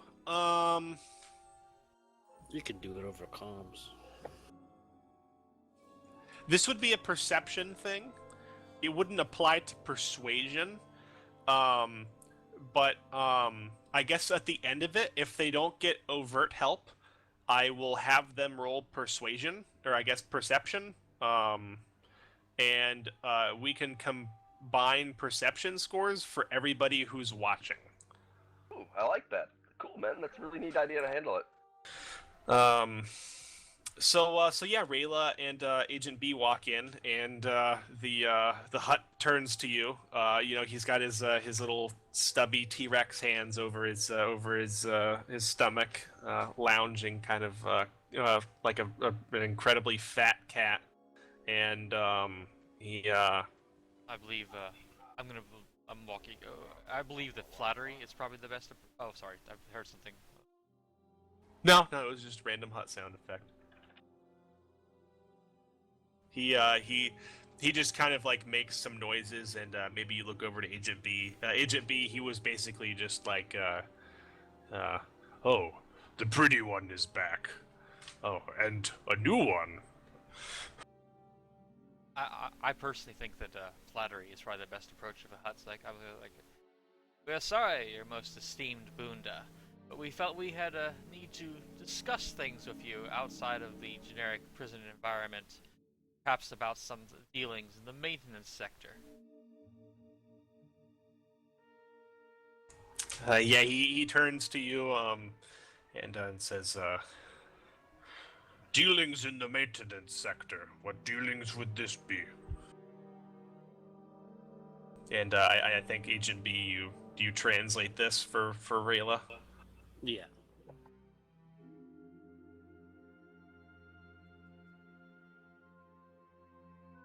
Perhaps you would know more, but I've heard some very, very precarious dealings that perhaps you have been involved in. Missing chemicals, unlocked doors, power fluctuations? I am not convinced I know of any such dealings. Kind of wraps its stubby little fat fingers across the table, looking entirely amused at you. One as wise and learned as the Hutts are has not had his hands in everything about this facility. Give me a persuasion roll +2, because you're doing some pretty good buttering up. Okay, persuasion, and my modifier is +2. Without the plus, because it'll mess up if I put the plus in. Oh yeah. All right. So he replies, there is very little which goes on upon BELSAVIS which I am not aware of. I am interested in a certain Twi'lek that has gone missing recently. I have some dealings with her myself in the past, a bit of a bone to pick, as it were. Her going missing is quite concerning to me, in my personal vendetta, as it were. Yeah, he laughs. And he says, Mrs. Darek, quite a nasty example of your species. Yes, I had dealings with Miss Darek. I would hate for her to go missing for a longer period of time than what she has. She left a bit of bone to pick with her, as it were. I would advise you stay well clear of that one. Her reputation precedes her. I understand that firsthand. It was a bit of a rough time. But nonetheless, were she to go missing for too long, I would not be able to handle any such things I have with her, as it were. I'm afraid I do not precisely know where Miss Darek is these days. My dealings with her were very brief. And what dealings would these be? He laughs a little bit, says,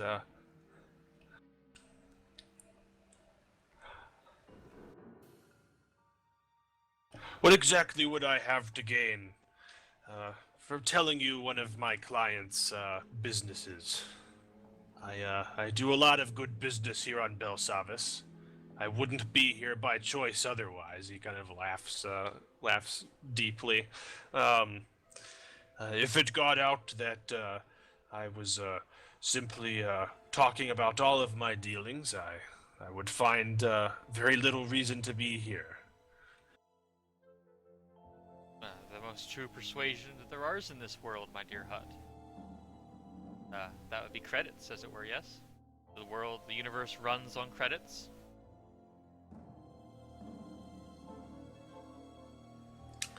He kind of stifles like what you think is maybe a fake sort of yawn. He says, credits are interesting. There are other interesting things, however. Kind of like looks between you and Bunko. I do not believe I can simply be paid off it would have to be a sizable sum.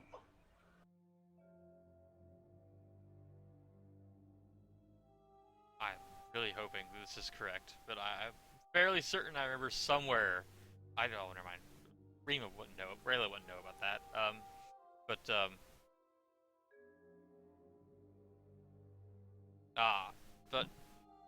then what would your esteemed hutness require then? Yes, if we were negotiating, as it were. I am interested to know why precisely you are here on BELSAVIS. It is not often sector rangers come to this planet.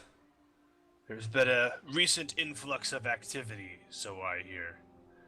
A new starship, apparently hijacked by prisoners.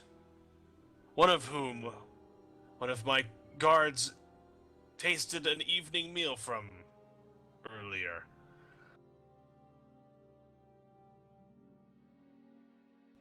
I may be willing to talk with you.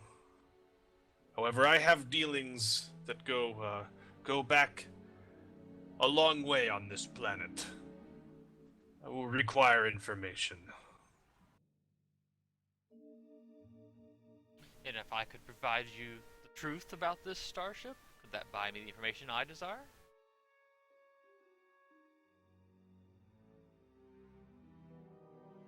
This starship and your dealings here, I will be willing to tell you what I told Miss Stark.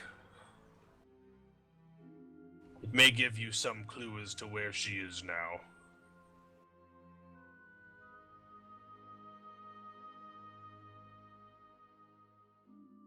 Perhaps so. The starship was under the name the Far Ranger, crewed by several members of the Sector Rangers, here to do a little bit of investigating.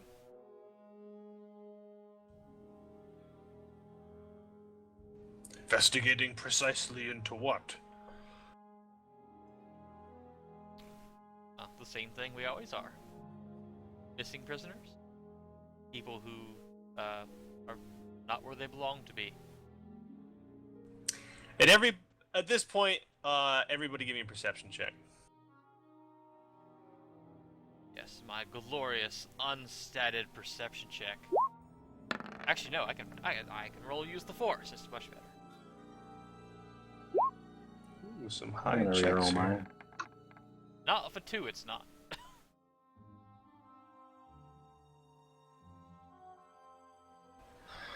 Alright, so Rayla doesn't notice this, but there's a definite reaction that both Marlowe and Agent B, and to a lesser extent Roddick, pick up when you're talking about the missing prisoners. And he says, he seems to try to play it off a little bit. He kind of waves a hand. He says, "Yes, most troubling. There have been rumors of fellow inmates having a rash of disappearances over these last several months. It would be good if you could find them." This is the extent of your dealings here? Yes, as it were. Their disappearance, though I assume is quite uncommon on a place as secure as BELSAVIS. Thus, we have been called in to investigate it, as it were.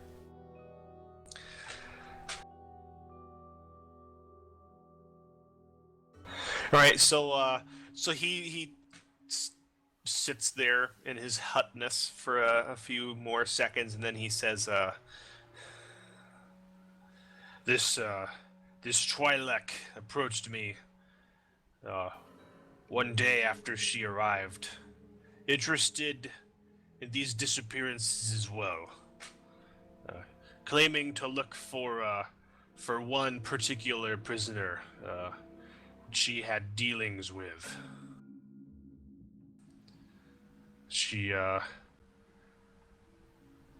She convinced me that she needed access to a certain area of the prison, and that I could help arrange this. I simply spoke a few words and opened a few doors for her, and since then I have heard nothing. What area of the prison would this be? There is a certain section of maintenance tunnels beneath the facility. Unused. There are many maintenance tunnels beneath the facility, but these on the southern end are mostly closed down and abandoned. For some reason, she needed access. I was able to see that she found her way there.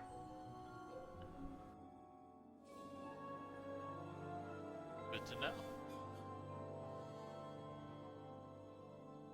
Anybody else want to pipe in on this investigation? I'm not the only one in the room.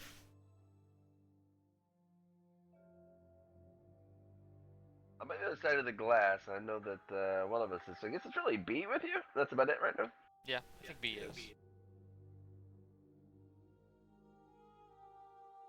Yeah, perhaps you would like to give me the exact, as it were, the exact naming of these tunnels. I'm sure it has a number associated. Yeah, he gives you some directions. He says there is a particular junction past the southwest thermal plant, which heats the guard quarters above. It is just past there, and he gives you some specifics. As far as I'm aware, it simply leads down into the lower sub-basements, which have been closed off.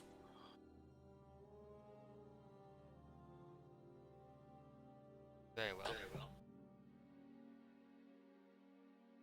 And is Miss Derek the only one who you told this information to? There's like a slight smile. I believe we have traded a fair amount of information. Unless you have something else of interest to offer me.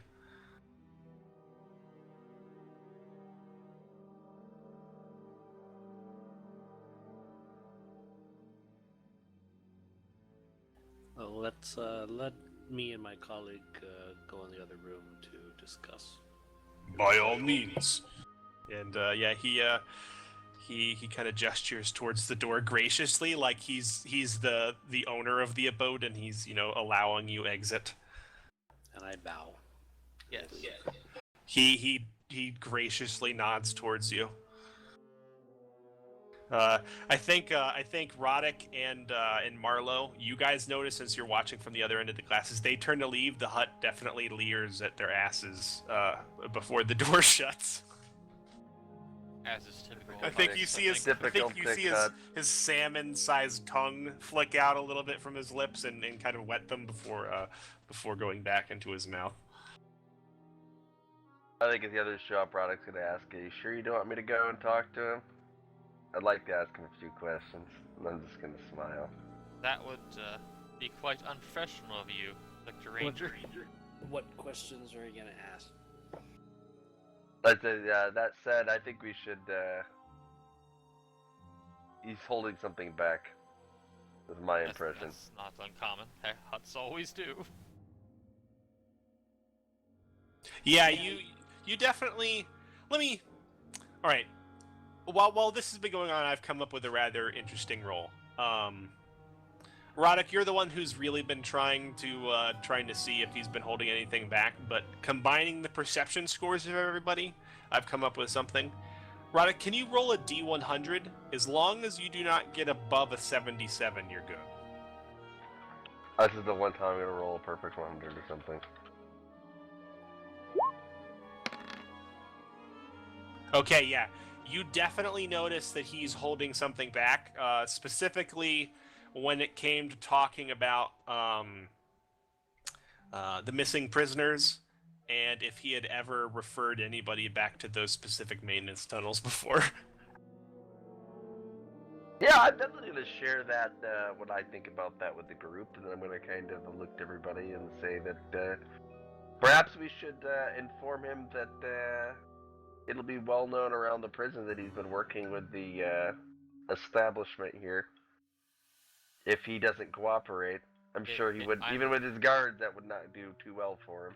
I'm very certain that it probably is well known. He probably has enough money to actually make sure that it is well known. They all know, and he pays them enough to not worry about it.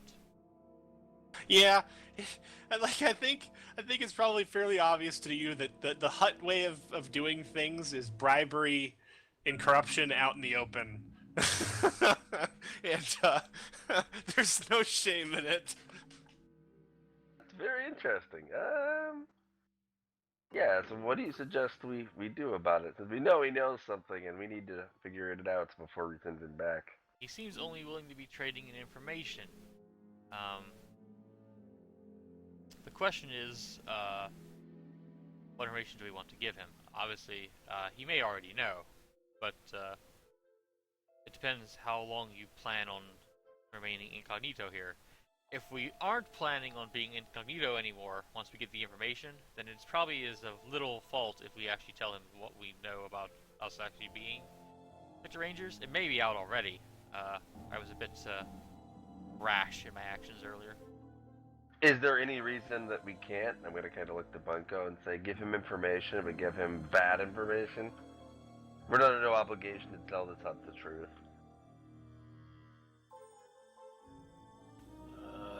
Whatever he tells us based on the information that we give him, if valid or invalid, we still don't know if that is everything, and if it is valid. So I think the best thing that we can do is just investigate the tunnels where she went missing, and expect an ambush or something like that in response. Obviously, he was not telling us the full truth, but I don't think we're going to get much out of him other than possibly beating him up and not getting full facts out of it. I'm also curious as to why he knows about those maintenance tunnels, and more importantly, what's in them.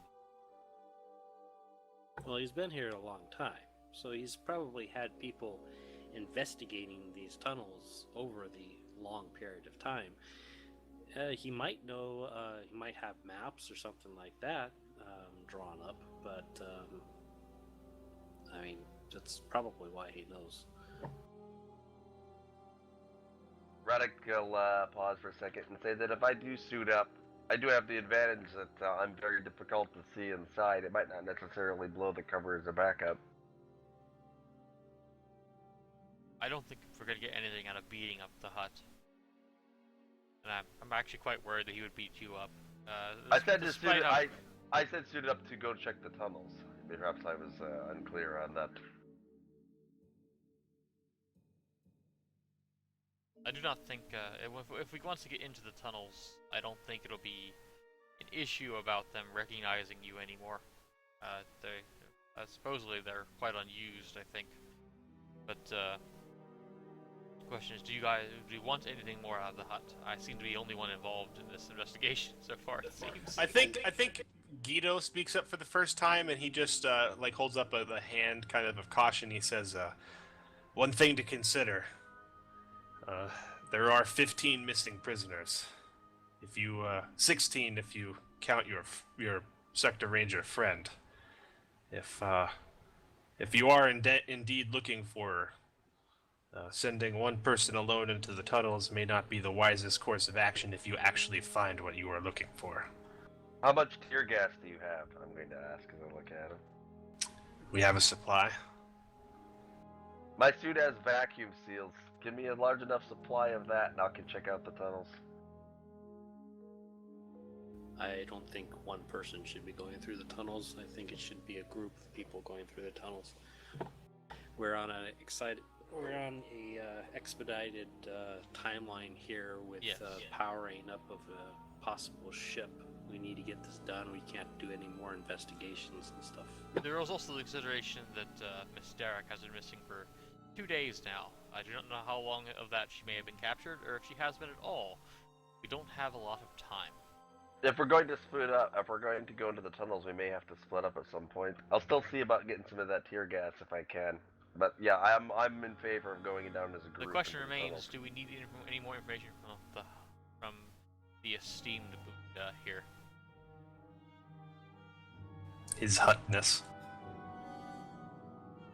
I don't think we can get much more out of it. We might be able to get a little, but I don't think it would be worth it. Is there some sort of privilege perhaps the prison could grant him for a little bit more clarity? I think Guido looks over and he's got like a data pad that he's browsing, and he just shakes his head and he's like, he might be in maximum, but it seems like he's got every prison amenity that is feasible. And he kind of like lowers his head towards the pad a little bit, and he's like, and maybe a few that shouldn't be. There's probably not a whole lot that we can do for him. Seems like he might be User in here your by channel choice. timed out. Probably buy and sell many things in a place where nothing can be buy or sold, as it were. Roddick's definitely going to nod and say, yeah, I've been meaning to mention that I'm going to have to file that in my report. Very unprofessional behavior in your Yeah, you maximum security environment. You can file it if you want, but the huts tend to buy their own way, no matter where you are. Yeah, he just shrugs his shoulders and he says, typically, we have a problem with people buying their way out of prison, not buying their way into prison. Roddick will nod at that, though. So, yeah, I'm going to look back to Rayla and see if she has any plans. Well, if you guys have no further input, I suppose we'll be done with the interrogation work, as it were, and go investigate these tunnels. I'll go suit up. All right, so Bunda looks very disappointed that he gets no further interaction with the two lovely ladies, and he looks disappointed, but you know he's graciously led back down to his cell. Welcome back, Jace. User joined your channel. So, on to the investigation of these tunnels. Where are they in reference to the prison itself? They're on the southwestern side of maximum security. And where are we getting these power surges? The power surges are going somewhere between maximum and minimum. Let me start drawing some lines here.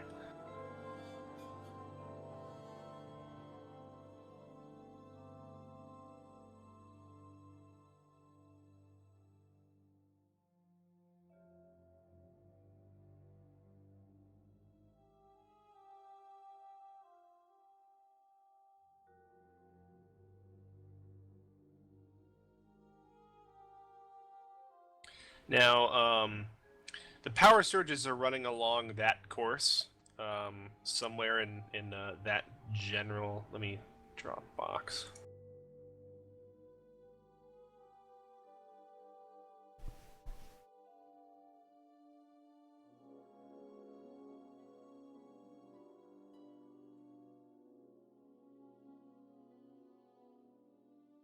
Somewhere in like this general area.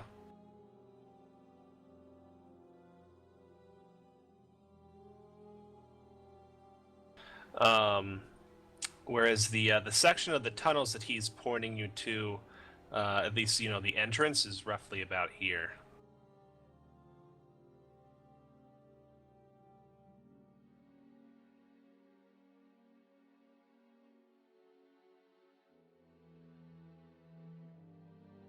Okay. What is the line again? The wavy line? The wavy line is the actual the source of power. Like this is the thermal plant. That's the actual trail of the power source. Okay.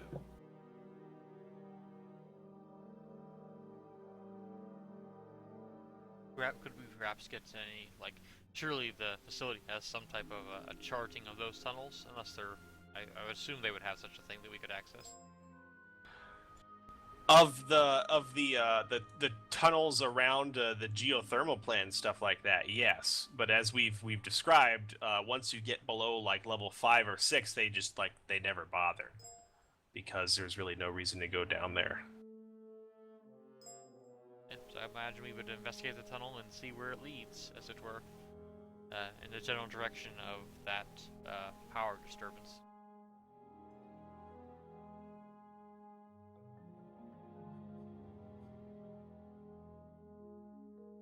Alright. Wow, Roll20 just crashed me when I tried to refresh it after that last connect. Yeah, I'm wondering what's going on with that. It's been doing that for a couple days now. Yeah, it's not on your end, Jace. It's Roll20. It's completely decked. It just booted me out, and then I tried to refresh, and it completely kicked me out. I haven't had any problems So- connected to it so far. So are you guys going down and I guess to recap your plan, you're going down into the maintenance tunnels beneath maximum security into this area where Bunda has indicated that Vina requested access, and you're going down there as a group. I assume you're taking Guido and his 2 security associates. Yeah. I think so. And any security guards that we can trust. Yeah. That's a good thing to reiterate. Is like with this sort of access, if they're rebuilding a starship or something, obviously Bunda has access. Like people who let Vina in through maintenance, if that's how it went. So obviously there are some corrupt guards in here. So while it might seem best to like get a whole riot team worth of guards, you don't know necessarily who to trust. So like keeping it small with your 3 guys that you know you can trust, it might be your only real safe bet. Yeah. So the 3 of them go with you.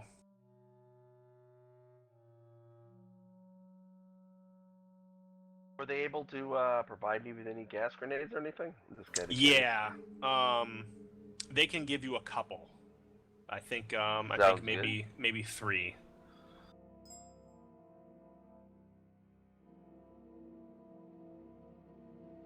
They probably don't have wrist rocket stun gas, do they?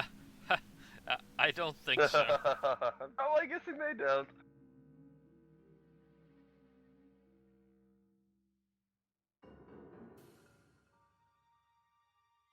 In my opinion, the only rocket you're likely to find around here might be some type of signal flare if someone's lost in the ice or something.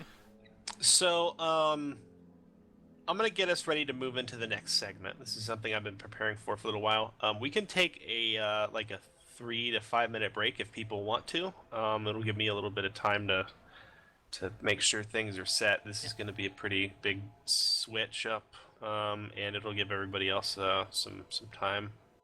Fine. How many of those gas grenades are they able to provide so I can mark it down? 3. 3, got it. Marking it down right now. Yeah, you get the feeling that they don't really want to push the fact that they're in the facility right now. Again, you don't really know who you can trust, so they were able to kind of get into an armory and take a few, but that was about it.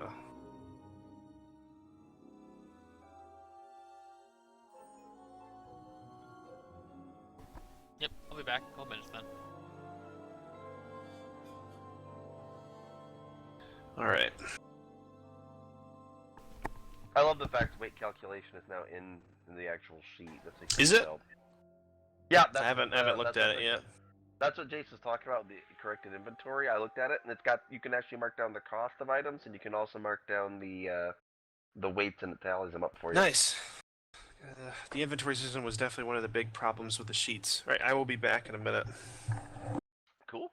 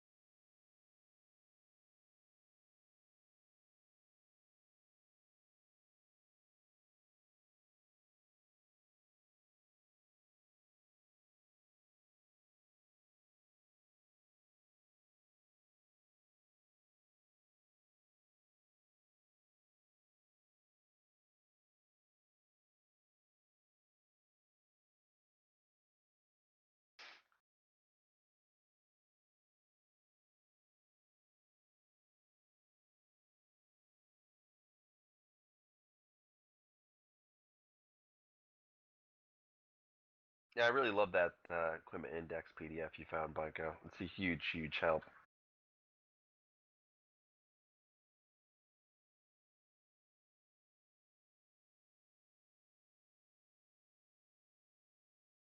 It's like, where do I find gas grenades? I'm like, oh, I'll just use that. And boom, found it, found all the rules for it.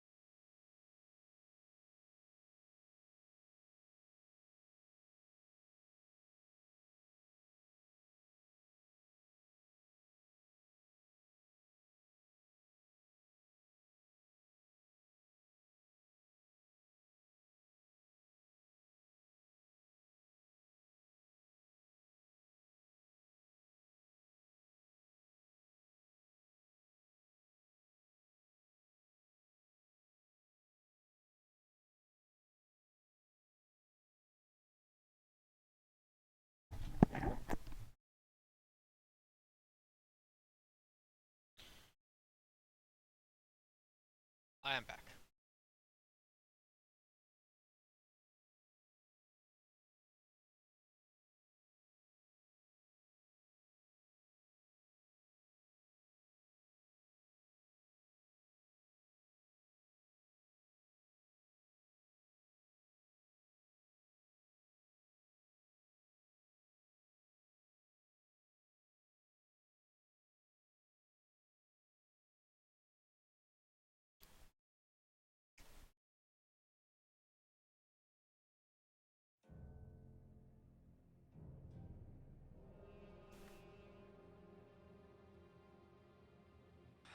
So is everybody back and present?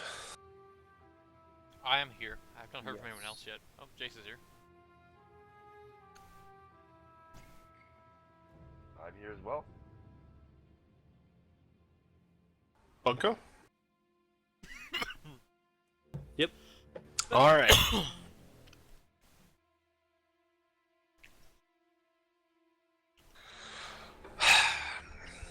So you are led through a kind of quickly darkening maze of tunnels. You get off of an elevator into what is obviously some sort of store area, like storage area, where they keep a lot of the supplies for the prison. This is not an area where prisoners typically are allowed. There's only like one guard down here, and after checking the pass that Guido has, he lets you through. He's a little bit weirded out.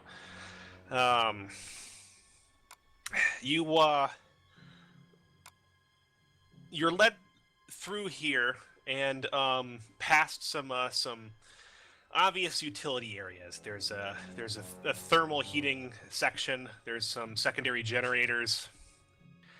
All the while, you get to doors with the occasional security camera over them. But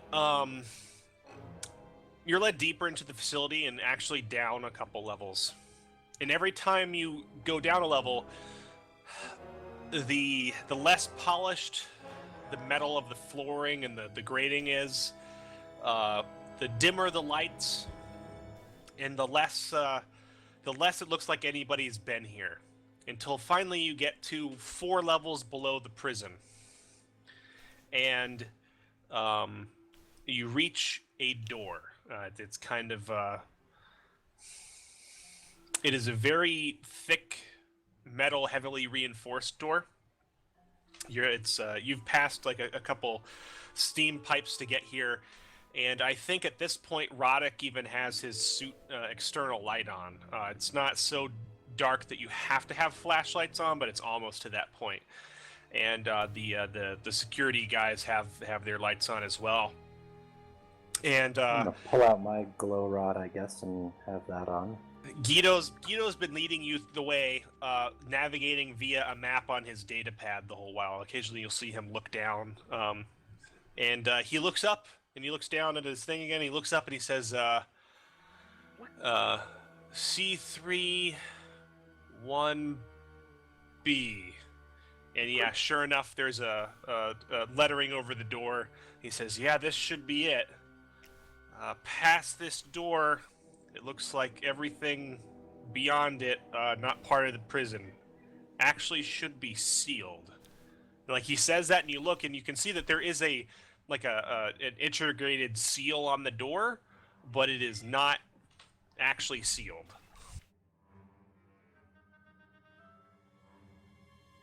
Roddick looks at the others and says, "Perhaps Agent B can take the appearance of one of the missing prisoners and check it out."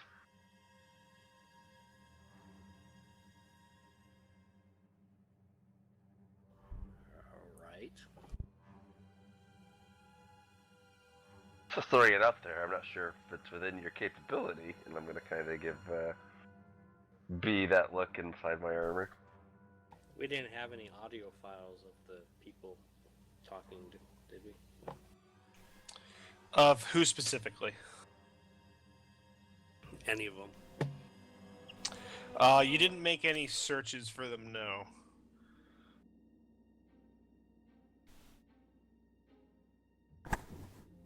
right.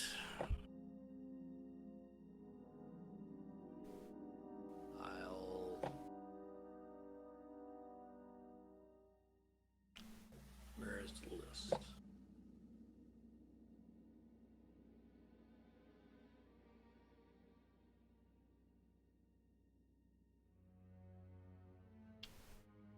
Where's the list? I saw it earlier. It's under notes, character notes. That's the that's the list you want. Yeah. Okay. I'm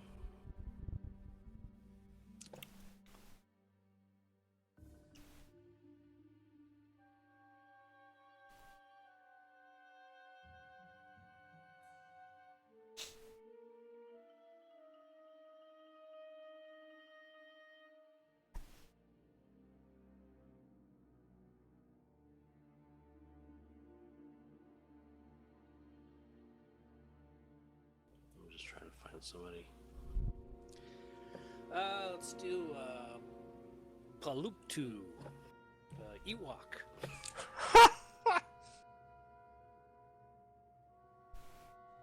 Former underworld enforcer, convicted of murder, torture, theft of a starship, and destruction of a space station. All right. You guys all have comms, right? Affirmative. Yes. The security guy's knob. Alright.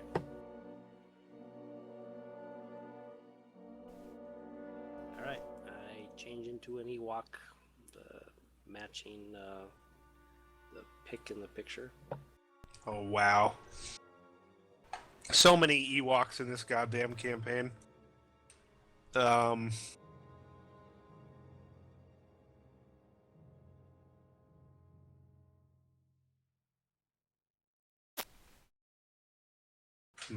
Alright. So, like, after several horrifying seconds, the form of Agent B resolves into the form of this gray and brown-furred Ewok, wearing a dirty yellow prison jumpsuit. It looks like this particular Ewok is almost feral. Well, Alright. The door is unlocked, you said?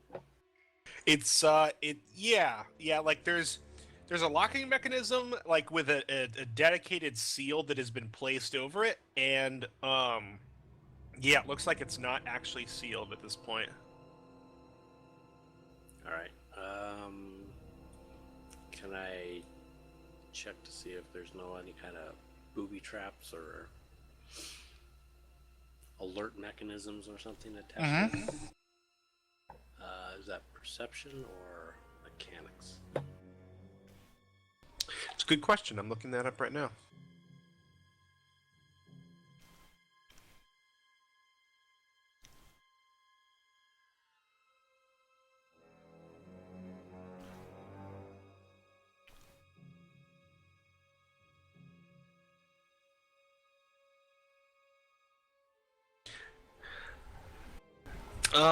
Mechanics is used to actually disable devices. Perception would be used to find them.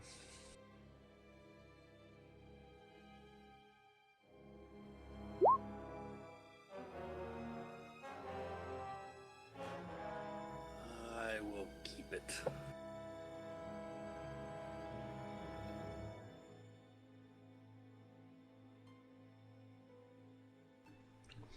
You notice that there is a small box here on the side of the door that looks like it's hooked up to the security system running back to the facility.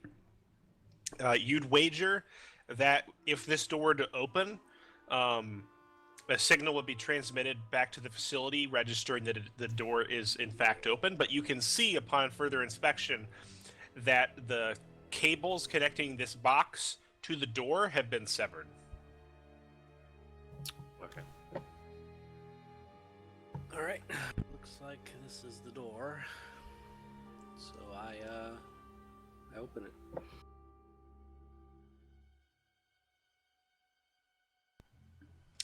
You step through after opening it, I guess. Shadows and further tunnel ahead of you, very similar to what you're standing in, at least for the first 10 feet. And then it starts to kind of degrade a little bit. Old metal maintenance passages that obviously have seen no use in decades, maybe longer. There is the occasional winking light, but it looks more like this section is less intentionally lit and more like maybe somebody forgot the lights on a century ago, and there just happen to be a few that are still working.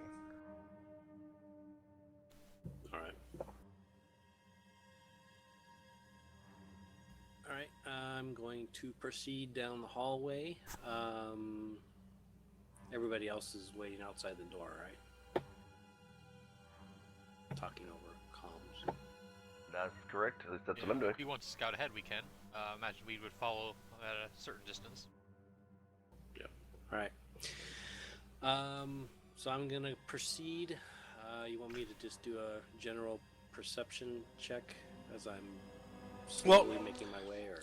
Tell me how you're actually proceeding. Like, you get to the edge of the hallway, it's like 20 feet, and it turns to the left, and you just see a maze of corridors and tunnels. There's steam pipes to your left and your right. There's the occasional gap of steam. Looks like you see some power pipes, power cords as well. Some cabling, some grating. Like, it looks like there's even like an ancient toolbox here that was like left forgotten. How exactly do you proceed through here in a manner that would? Does anything look as old as everything else? Like a new extension cord or footprints. The or, power isn't running from here.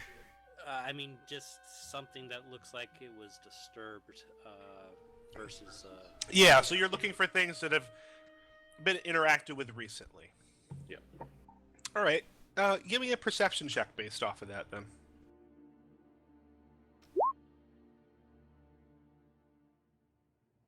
Can you tell me how you're moving? I would be moving silently, so I guess you want stealth. All right.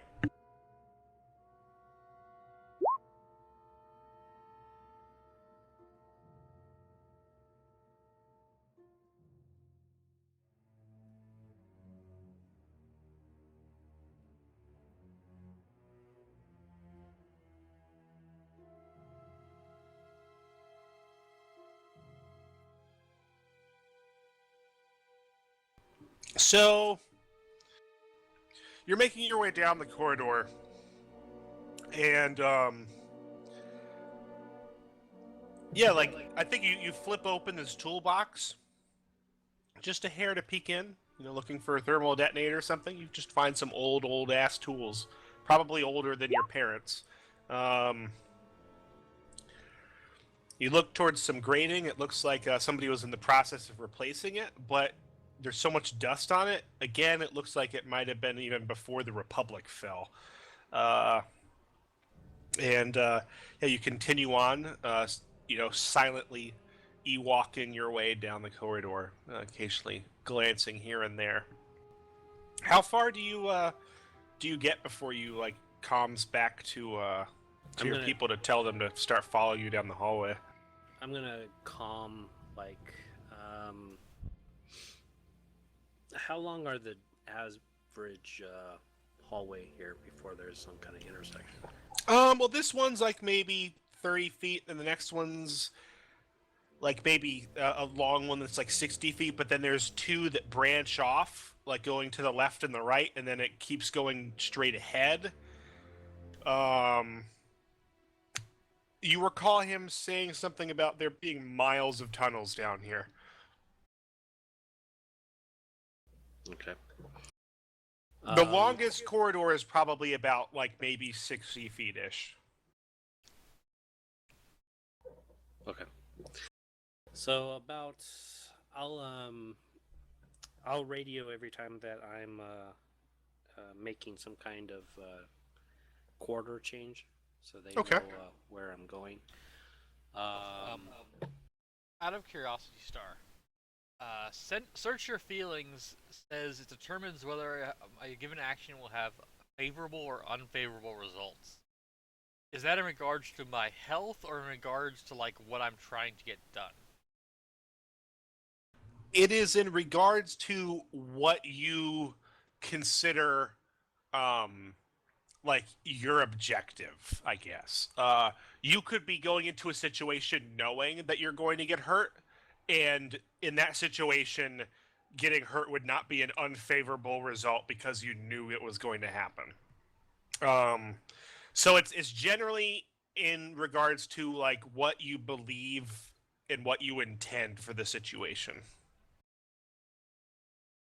It's not just a simple you will take harm, although that can be a function of it. But if it's a situation where you can reasonably expect harm, that might not be a case. Okay. I would like to do that then to see if I get a sense of which path should be taken. Okay. My general objective being to find Miss Derrick at the moment. Let's see here. What page is that on? That is on page. I just had it. 1 moment. 77 of the core rulebook. All right. As a full round action, you can make a DC 15 use the force check to determine whether a particular action will yield favorable or unfavorable results in the immediate future, 10 minutes or less. Does not account for long-term consequences. So, yeah, I think like, Agent B is up ahead, and you guys have thus far not tripped anything. Although I will ask that everybody make a perception check for me. And unless you guys are not walking in a manner that is obviously loud, I will ask everybody to make a stealth check for me as well.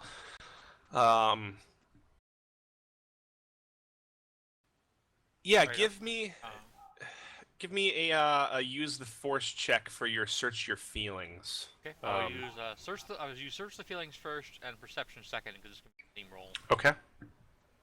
Yeah.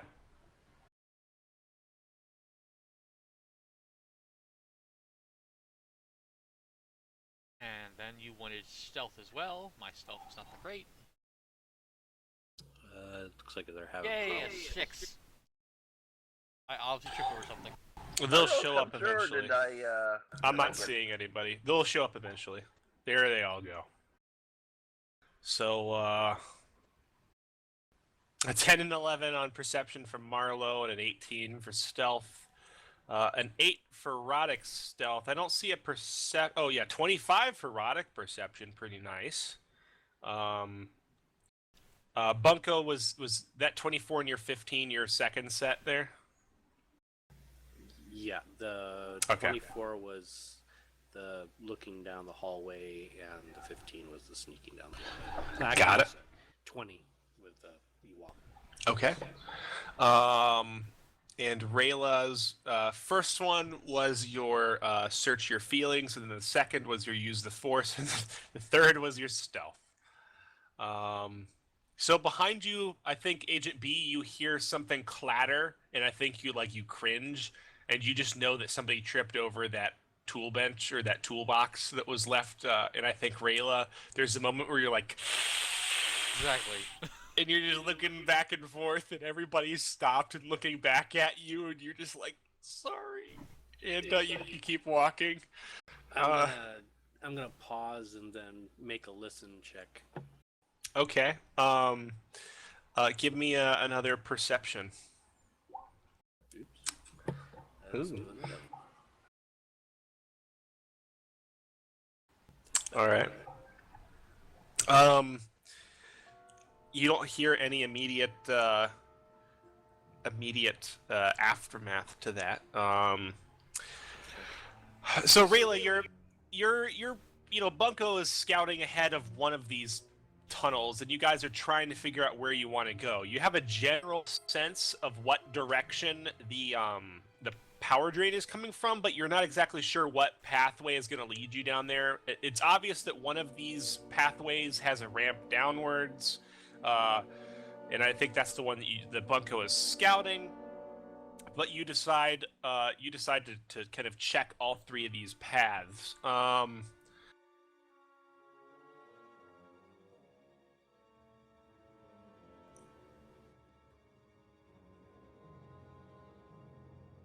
Now the only thing is, I don't know if you need to roll a search your feelings for each of the three paths or all of them. It seems to be like a binary choice. If there's three, it would have to be like multiple checks, I think. Yeah. So so are you just using your search your feelings on the path that Bunko is currently going down? Well, it's Yes. for 10 minutes, right? Well, no. No, it's not for 10 minutes. It's if there is something favorable or unfavorable that would happen 10 minutes in the future. It's not an active 10 minutes thing. Like, I guess I would have to check for each tunnel, because it would be like a particular tunnel, or not to go down a particular tunnel. You would be standing here for a little bit though, while you did that. Like, are you going to give anybody a heads up, especially since nobody knows you used the force?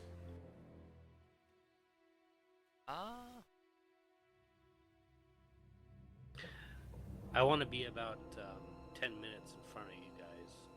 10 minutes? Yeah. Well, I'm taking my time, so. Okay, so you're going 5-minute walking, I guess. Okay, you're going really slow then. I'm gonna rule that you can take 10 on your stealth and your perceptions then, Bunko. If you're taking that long. Okay. 10 minutes is extreme for a 60-foot corridor. You guys are it's gonna be hours for you guys, but yeah, you guys can take that pace. So searching your feelings down the corridor that Bunko is going, you definitely don't get. Let's see here.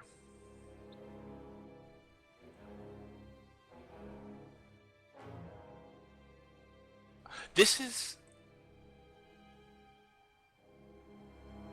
Now, I guess describe to me your goals here in the situation. Well, favorable results to me at this point. I'm fairly certain I can't be quiet about it. Favorable results for me would just be like getting closer to or finding Mina Dara, because that's after per se. Yeah, you get a distinct tingling feeling in your Leku indicating that going down this passage following Bunko is the right direction. Alright, that is fine by me. So Okay. within 10 minutes. So Well, what I meant before is, I want you guys to stop at the door and then have me proceed in for 10 minutes, and then you guys follow at the same pace. So I'm like 10 minutes in front of you.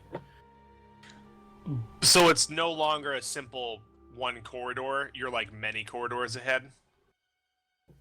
Yeah, that's why I was saying what the average corridor is, but I am telling them every time that I take a different corridor path. Okay. Alright, so Bunko is considerably farther ahead than everybody else. Which aids Bunko when people fuck up their stealth. Okay, with that, let's see here. Can you give me another perception in stealth, Bunko?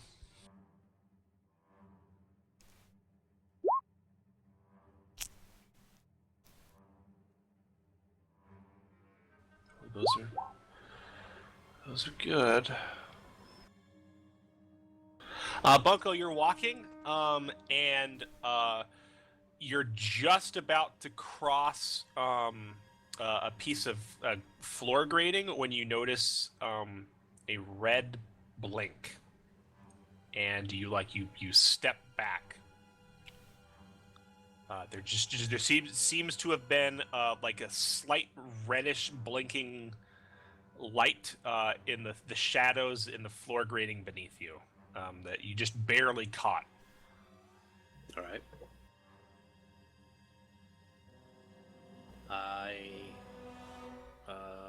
examine it closer as much as I can.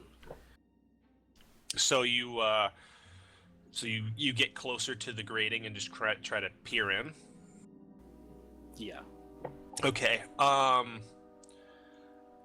Do you have a like a flashlight? Yeah. I got a, Okay. what's it called? Glow rod or something? Okay, you're gonna have to click that on and look down there. There seems to be some sort of sensor.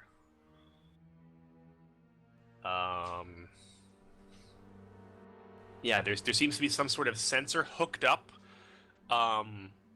to a like a power conduit that's running beneath the walkway. Okay. I'm gonna try to disable it. All right. Roll a mechanics check.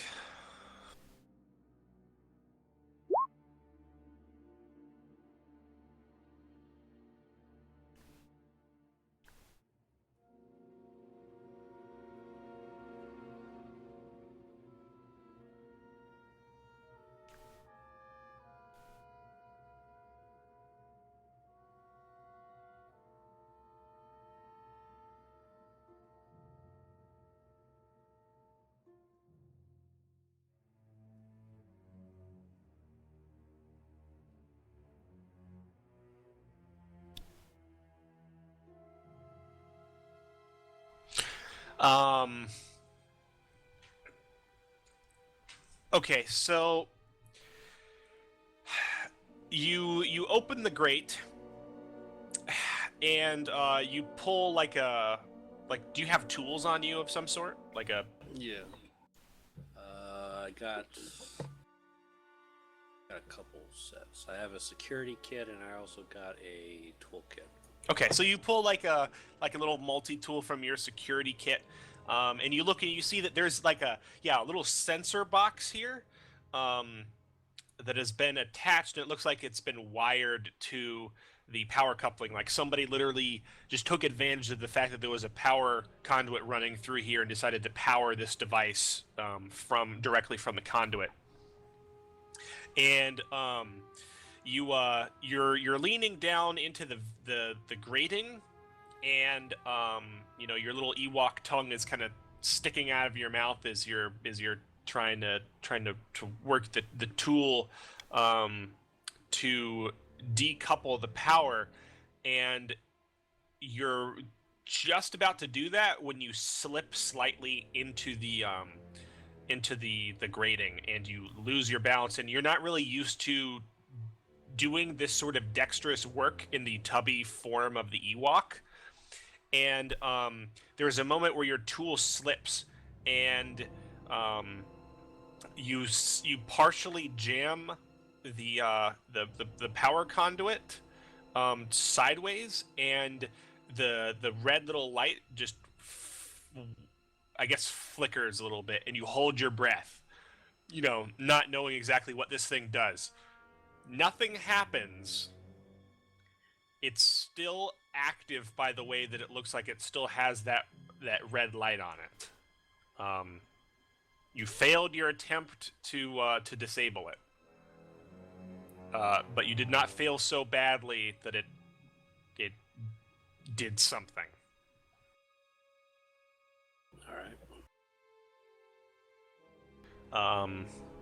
I think elsewhere, you guys are waiting several hundred feet, back down various corridors. It's been a while since the last time Agent B has reported in and told you guys to move ahead over the comms. Well, the idea is I'm the distance and they're just walking behind me 10 minutes late. Okay. But don't you report in to tell them where you're going? Yeah, I've been telling them every quarter that I turn down. Yeah. So it's still been a little bit longer this time than normal, by several minutes.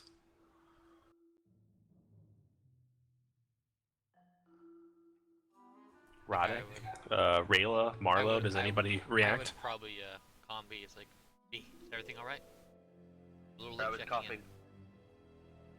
I say, found what looks like a sensor. we're on the right path then, because there wouldn't be a sensor in these little areas that's working, I would think, unless it's important to these people. Is there any way around it? Disabling it might attract attention. I can backtrack and we can try to find another corridor, I guess, but... If they put sensors in one corridor, they're probably in all the ones leading to where we need to go. Does anyone have any experience in disabling a sensor like that temporarily?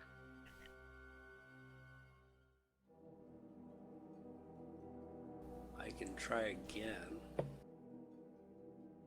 I see you've already tried that. You should have called this in first, Agent P. I'm going to kind of look through the others and kind of see what the group consensus is. I think Guido looks to you and says, "I think you might have been onto something there. If this is a sensor, it just goes out. They might think nothing of it. Surely, power in these tunnels can't be very substantial. But on the other hand, I know it's standard procedure for us if a sensor is out for more than a given period of time. Someone's supposed to come in and check it out. We'd want to disable it very briefly, not permanently. I'm going to, so you copying this, Agent B? Yep. We're moving to your position. We're going to need to probably all move through once it's down. And then re-enable it quickly so it's not noticed. Roger. So, yeah, with that in mind, what are you going to try to do as the rest of them, are continuing to make their way up towards you? I'm going to see if there is there's a better way to disable it while waiting. If not, then I'll just disable it once everybody gets here. I think a lot of your complication was just the fact that this grating is almost as deep as your Ewok form is tall. A lot of the complication was your physicality. If you shapeshifted out of the form, you might be able to get in there and have an easier time doing this. All right. Yeah. Once the group gets here, then I'll shapeshift back to myself, and because there's no reason for a Ewok that's wanted to be with a bunch of security guards. Okay. All right. So do you guys walk all the way up to B, or do you guys stay a little bit distance back? I would imagine we have to... Good? Didn't mean to walk on you. No, go ahead. I'm probably going to walk close. Okay. So you guys get close, and Agent B ships back to Agent B, no longer the Ewok, and kind of scurries into this grate. Give me another mechanics check, but tell me, are you trying to temporarily disable it or permanently disable it? Temporarily. Okay. Well, actually, can I roll an assist? How would you assist? I don't know. Depends on how V is going about, I guess. You gotta tell me how you think you might be able to assist him in order to justify an assist. Like what you would try to do. You don't have to tell me I'm gonna do this one specific thing. You don't have to have an actual knowledge of mechanics or something, but you gotta tell me how feasibly one person would aid another in a task. If you were trying, here's my example. If you guys were in Dungeon World or any fantasy setting, and you had a cart that was stuck in the mud, and one person was trying to get it out, the other, it would be very I get reasonable to say but what? Okay, what is B exactly trying to do here? B is attempting to temporarily disable a sensor device.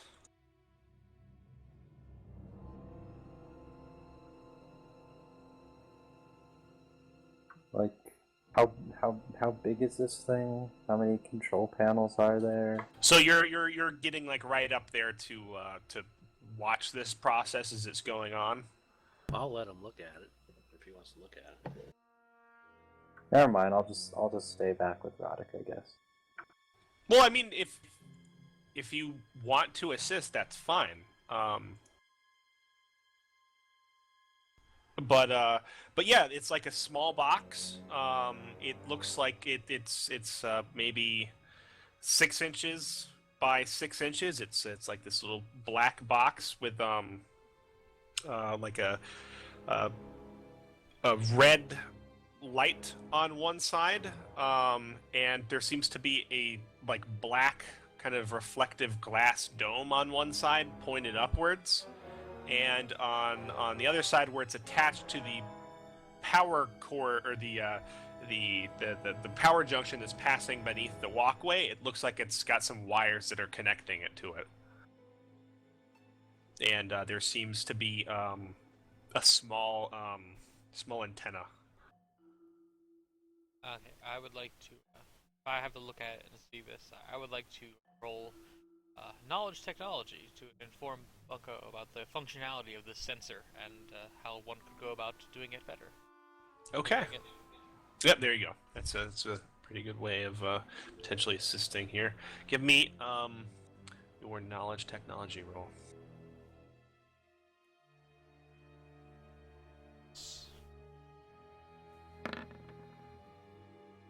Natural 20. Wow. This is a I think you actually saw this in the minimum security facility. This is a thermal imaging camera.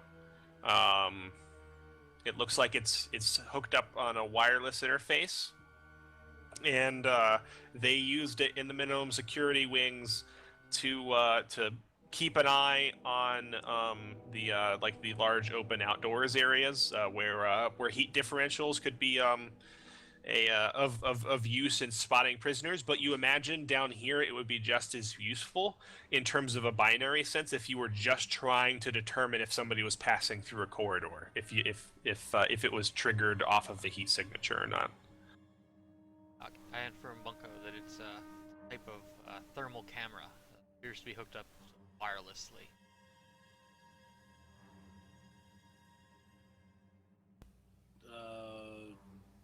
Do you think that they already saw us?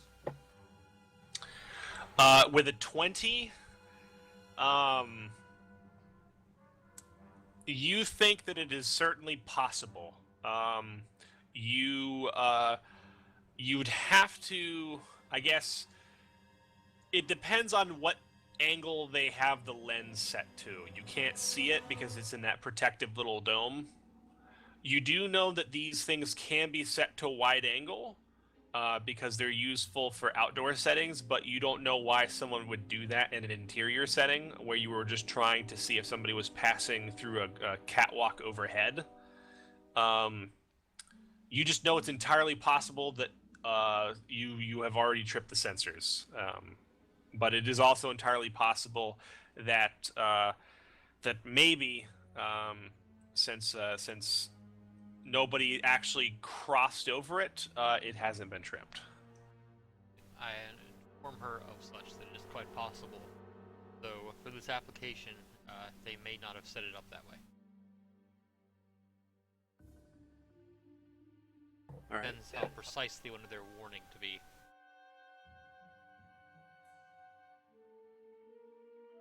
All right.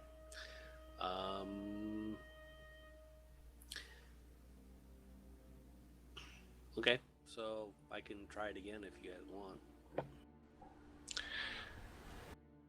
What does everybody feel about it? Are we still going for the temporary disabling? Ron, I think that's the best plan, so he's probably gonna It will- nod to go ahead. It will increase difficulty by 5.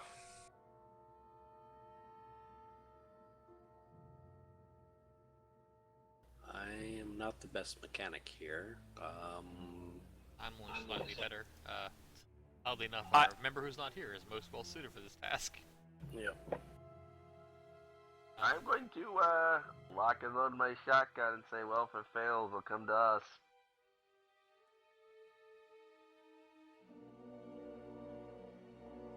How, can we go under this grate? Like where the camera is? Is it possible to go under it, around it that way? You could feasibly go under the grates. You don't know how far it goes, when the next grate will be where you can pop out, or if like it will go 20 feet and then it'll dead end, but there is enough space for you to crawl down there. I doubt Roddick would fit. It will be a tight fit, but he could still technically fit. This is a big grate. If I can fit, that's a viable option. Suggesting that, Guido and the other 3 officers look a little bit dubious. Somebody mentioned something about womp rats in a shooting gallery, but they kind of pipe down, and Guido says, "Whatever you think." Yeah. Might not be a good spot if they have been alerted. I guess we'll see if we can temporarily disable that then. Ideally, I will give you a +2 because you know exactly what this thing is from that natural 20. Rayla's not. pity we don't have any like chicken wire or anything like that, because that messes with wireless signals like mad. Rayla, you know exactly what this thing is. Do you want to aid B? I actually think I get a better plus than B if I try it myself. Yeah, go ahead. Get a 7. I get like an 8, User I think. disconnected from your channel. Yeah, I have a slightly better check than B does. B, would you like to assist her instead? How would you try to do that? Like, very generally, like. Just pointing out observations that I saw the first time. Yeah, like what happened, like when you did this. So yeah, Bunko, you can roll mechanics, and if you get over a 10, Rayla will get a +2. Oh no! Wow.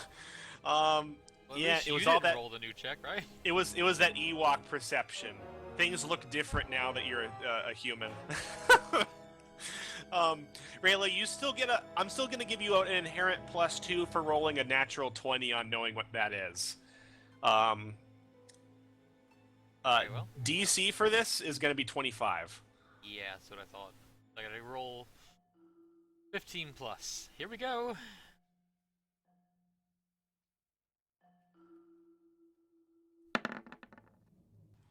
Oh, so close for a second. I will knack it. Oh, okay. This is a good one to knack. Nope, only 1 point better. Pity. Okay, so you get down there, and Rayla, I think this is definitely what happens. Rayla, you're leaning down into the grating, and I think you also have your tongue sticking out a little bit because the universal sign of like I'm doing something difficult, and your leku are hanging on either side of your head, and you're leaning down there. Nobody can see you. And you're getting really close to this thing, and you've got like one wire clamped, and you're about to decouple this thing's, I think, wireless transmitter. And you're going to get it set it to where you cross it, and then you just get to the other side, and you can reactivate it. You're just about ready to do that when you get like a tingling sensation in your leku that typically comes from when you're using the force almost. You've occasionally in your life gotten surface thoughts and emotions from other people, and you get a not really an image, but like a sort of a impression of attraction and sort of impressment, and I think behind you your hearing just barely picks up, like beneath one of their helmets. I think Guido saying like nice ass. Like he's not saying it to you, but like he's like maybe muttering it to himself, and I think he probably, you can tell from the force, he didn't intend to say it. But you become keenly aware that your backside is sticking directly out of this grate, and it's waving all over the place while you're doing this thing, and you must be giving him like quite a show. And you become so embarrassed that you accidentally just snip this wire. And you see the light turn red, and then like you yank the whole thing off the thing, just in case like you're afraid it might have a bomb or something, and you just yank it from the power cord, and yeah, it goes poof when it deactivates.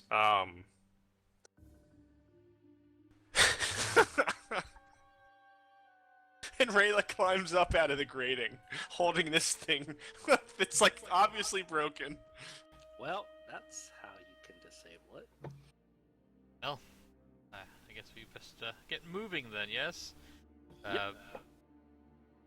Sorry guys, I tried. I think Guido looks over to you, Roddick, and he says, I hope you know how to use that thing. As he looks over towards the shotgun. Roddick says that I like to keep my options open, and his slinker pistol's gonna pop up over his shoulder. Okay. What's the new modus operandi for your going through the tunnels? I think we're gonna be a group now. Are you sure? Yeah. You don't want forward I don't want Ewok my scouting? little Ewok, yeah, I don't want my little Ewok to become bird Ewok. Okay. Roddick's Alright. gonna turn and say that perhaps not. Perhaps I should take points. Are you guys trying to be quiet? Neurotic's gonna pause for a second and say, you know what? Perhaps not being quiet is a better option. What do you think?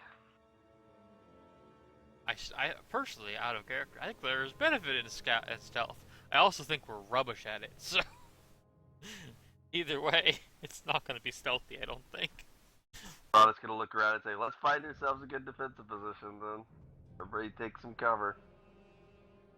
All right. And I am going to, You're looking for a place to hold up, or are you actually proceeding down the tunnels? There's a chance that it will be discovered, but we're not sure about when that would be or if it will be. So maybe holding up is not the best solution. Yes, I still think Maybe, we should proceed.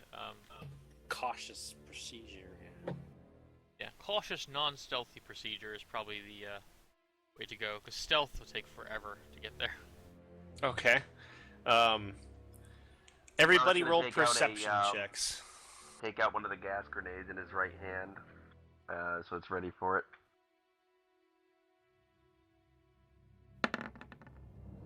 Whoa. Nat 20, Rayla. My second roll was worse. So Rayla, you guys start Hey, I'm making your trying way to get mine back up. down the corridor with the others, and I think you're still a little bit embarrassed about like the nice ass comment, and I think maybe a little bit more embarrassed by the fact that you accidentally invaded the guy's privacy, even if he was kind of glaring at your ass, and you're making your way down the corridor when you get a shiver kind of down one of your arms, and you feel your trigger finger just twitch. Like your gun, I think, is like still in your holster even, but you just feel your trigger finger just twitch almost, and you just get like the distinct impression of like ozone that you're smelling almost, and you suddenly have a vision in the Force. You are in a small, I guess not a small, like it's a shallow ceilinged but wide room with pillars. There are barrels in here. Roddick and several other people are taking cover behind them, and on the opposite side, there are people taking cover behind kind of similar cover, and you are all trading blaster fire. And I think the last thing you see in your force vision is somebody wheeling in a cart that you would normally see a tool chest on, but on this one it has one of the stun turrets from the prison that looks like it's been hot wired. Oh, wonderful. We're in this room, that kind of room now? No. You get the sense that this is happening somewhere in your fairly imminent future. And I think everybody else is walking, and somebody notices that Rayla's just stopped in her tracks. Well, it sure ain't me. Not 'cause getting I have cold rolled feet, a Rayla? 6. I got a bad feeling about this next room. Perhaps we should take cover there. Next room, you said? I'm gonna walk up towards the door, towards the outside of the next room. This one, I'm gonna ask and point towards it. Yeah, there is a shut door here. It looks like it's got a keypad. This door has power.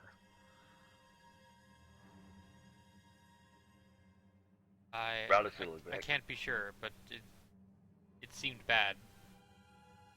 Well, it's like, I think it's always better to be sure. Hang on, and I'm going to smack the door open and immediately chuck 2 gas grenades in there. Give me a ranged attack roll, please, Roddick.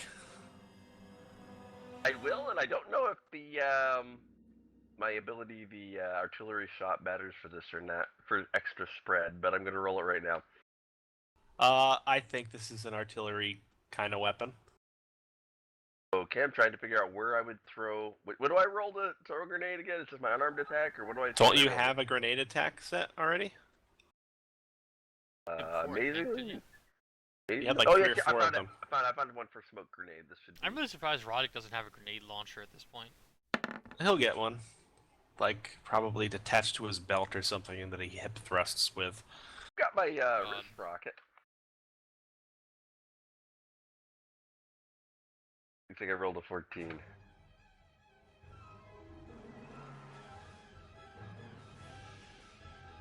And for gas grenades, it says this is what it says about them for what it's worth. That would be helpful.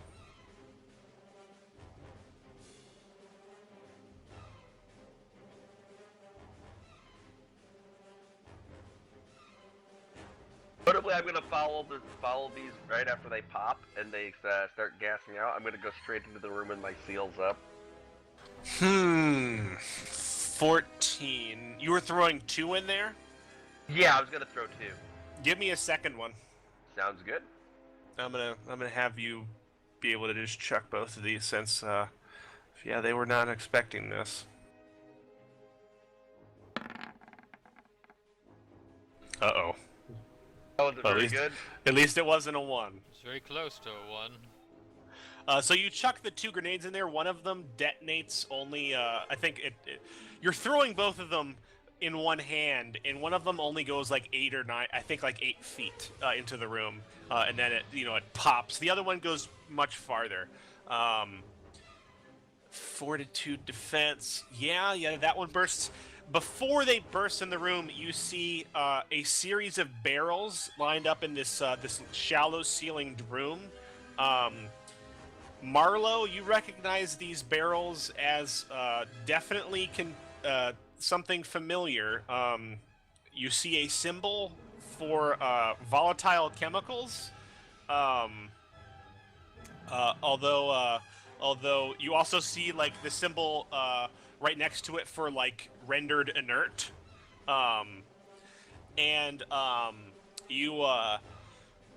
you can definitely tell that these are like the missing chemicals that you were looking for, and from across the room you can see several people in tattered, kind of dirty yellow prison garb, loading some like materials onto like a series of carts. I think there's like 6 of them, and they're in the process of loading these things when the door opens, and they all turn their heads towards the door, and eyes widen as these 2 grenades just fling into the room, and one of them lands right in the center of the group and just goes off. And Roddick, do you charge into the room? Oh yeah, right into the smoke too. I'm gonna use it for cover while Yep. my seals are up. Yeah, so Roddick just like charges right into the room. Of course he does.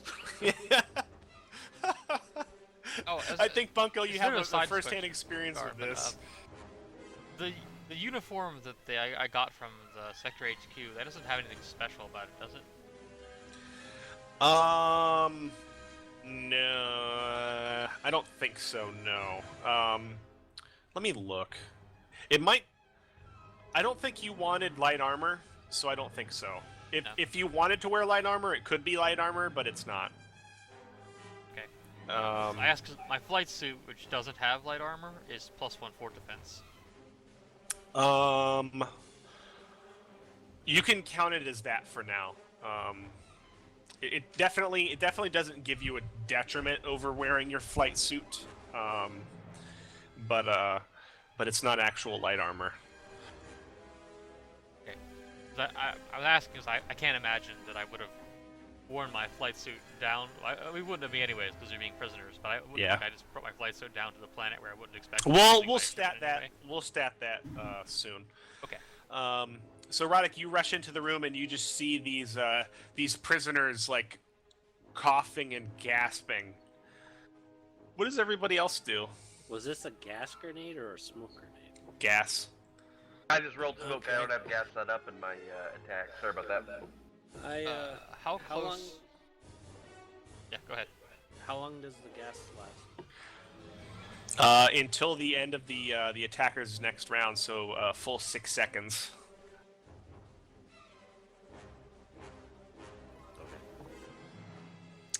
If it was a I'm smoke grenade, going it would be to- 10 rounds.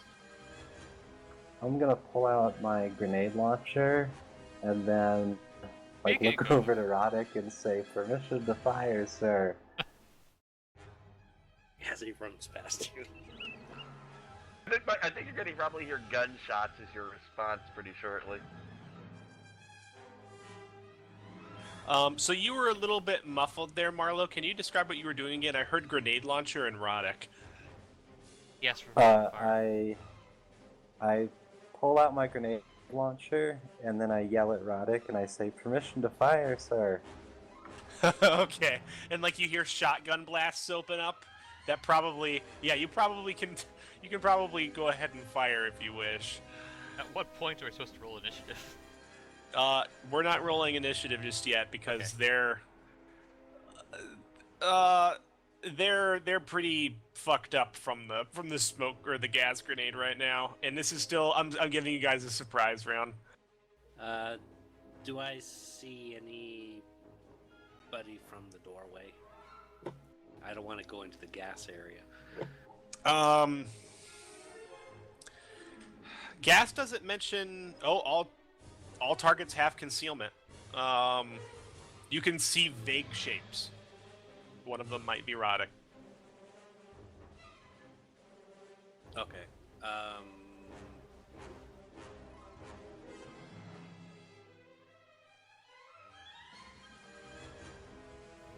have a scope of that does dark concealment. I know what I would like to do when I get my chance. So How can I move into the room without getting into the gas? You will have to hug the far back wall, and you really won't be able to do anything else. Like the second grenade exploded just inside the room, unfortunately. Okay. I'm going to look for a place to move to cover Mhm. once the gas dissipates. Yeah, I think you can move into the room, and you can find a toolbox, like one of those large toolboxes that's like 3.5 feet tall, stacked up against the back wall, just outside of the gas range. You can probably use for cover. So yeah, you run and then kind of take cover during your turn. Marlo, are you firing a grenade into here?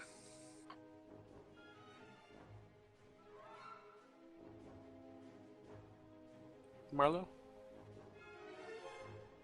Marlo's connection's Hello? crap out again. Hello? Hello? There you Yep, are. we got you. We got you. Can anybody hear me? Yes. Oh, okay.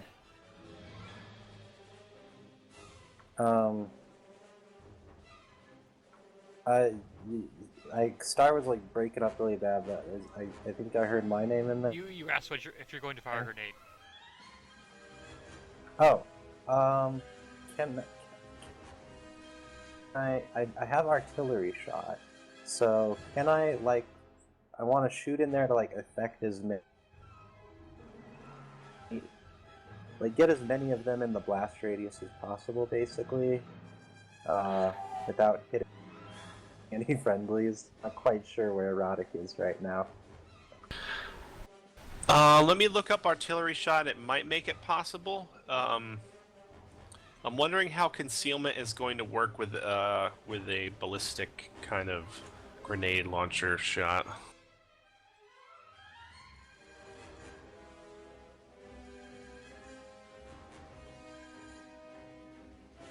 Artillery shot. You've learned to use the angle and distance between you and your target to devastating effect.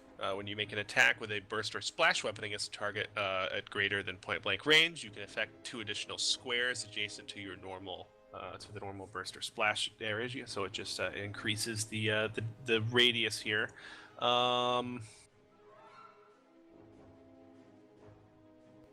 What are the I don't see range listings under your attacks for your weapons. It's just normal, but it's inaccurate, so I can't do long range. So I can do out to if I remember right, it's 60 squares with this thing. Are you in point blank though? Is what I'm trying to get at with the grenade launcher. Oh. Because you Point can't blank should be use. 0 to 20. Okay. Okay. Yeah, they're going to be just outside of point blank, so you can use artillery shot. They are going to be.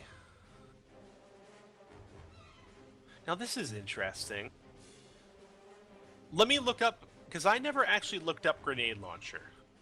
I need to see if the attack rolls are different. It's not. I did a lot of reading into it. It probably just basically changes works the like a range thrown modifier. grenade, it's just longer range. Everything else is the same as a normal Okay. grenade. Okay. So. Oh, well, it does count as heavy weapons, but I'm adept, so it doesn't matter either.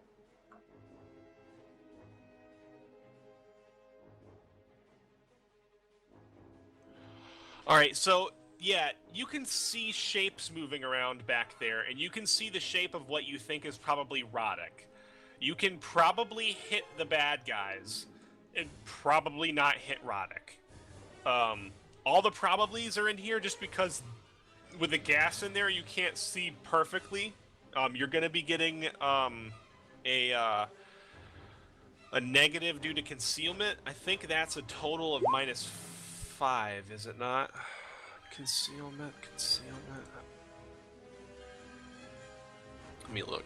Concealment in 3.5 D&D is a mischance. I'm not sure how they treat it here. Concealment.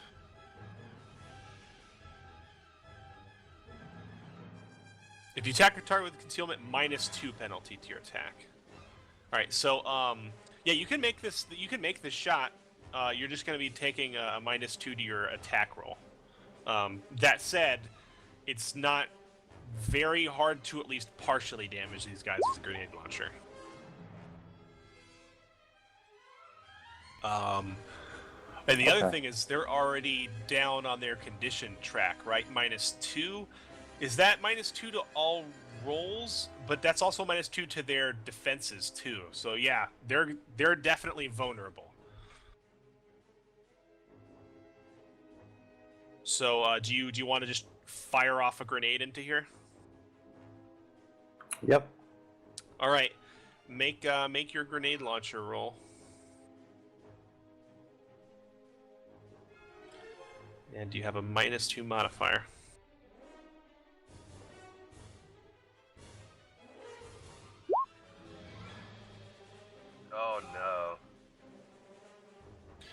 What is this? Why does this look weird? Huh. I'm referring to them as bad guys. Yeah, so you fire a grenade into the gas. Can you give me a D8?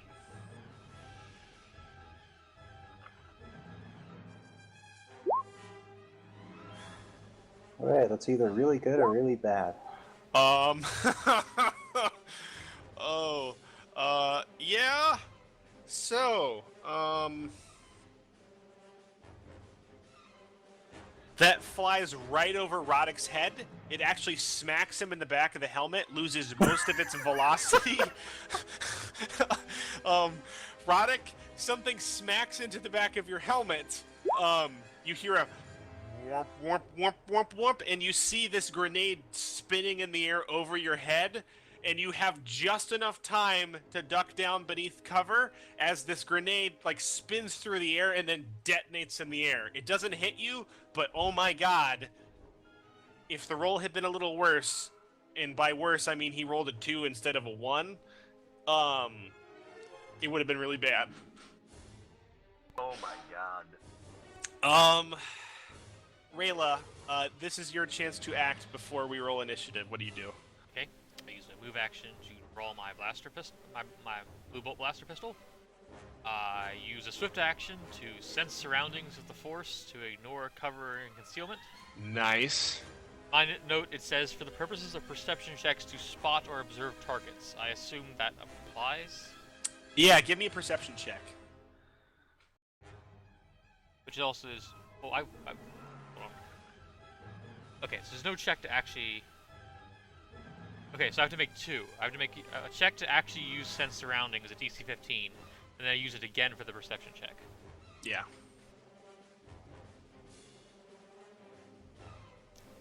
This is a cool ass move, though. I failed, so I do not do that.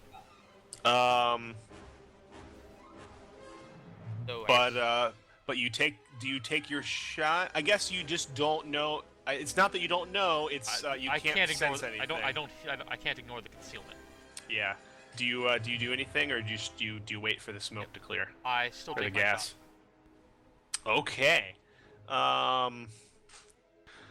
So for that, you need to make a perception check. And that's going to be with the negative from concealment, right?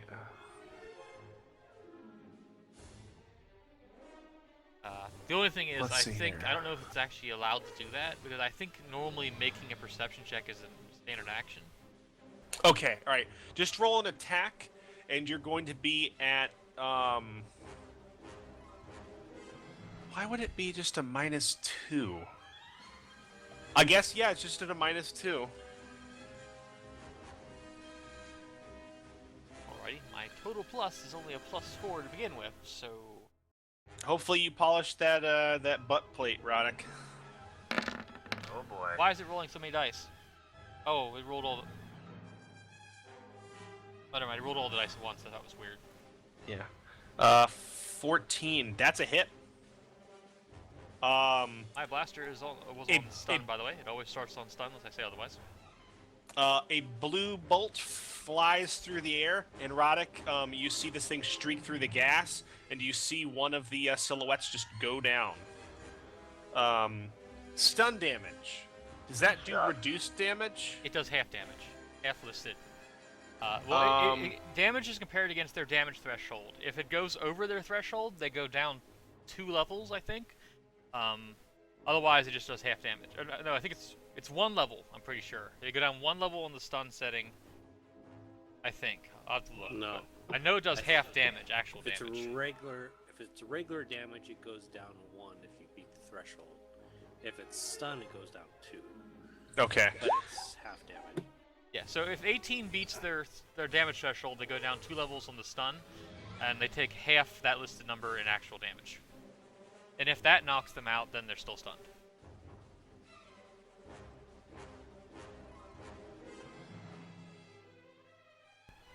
right, so you see somebody get shot and they go down, but they're not all the way down. But it was definitely a solid shot. And that Hey, Star. costs me 2 charges in my pack. Yeah.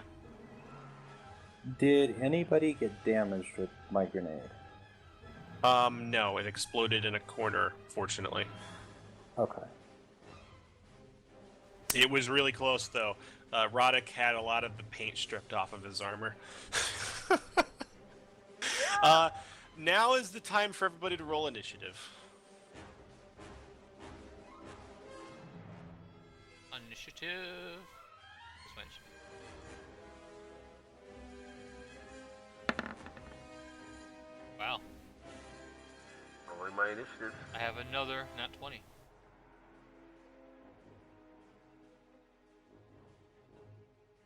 That's gonna catch up to me eventually.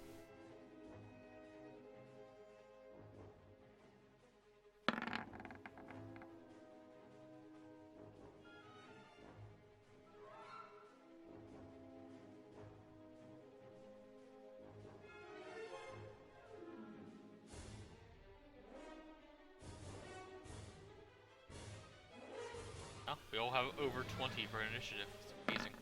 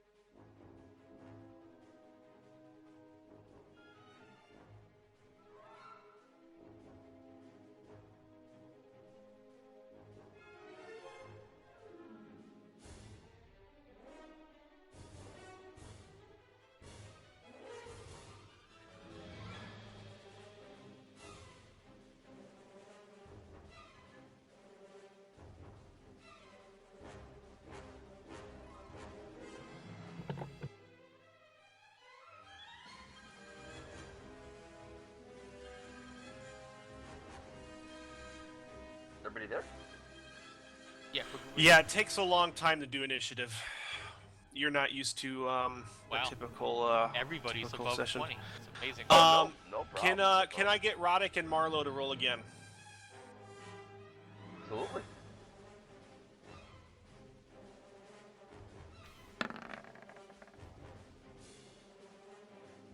Wow, blew me away that one, Marlo.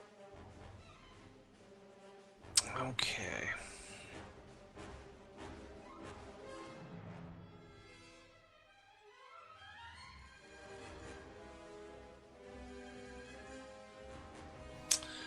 Alright, so the convicts go first. They rolled really well on their initiative despite hacking and coughing.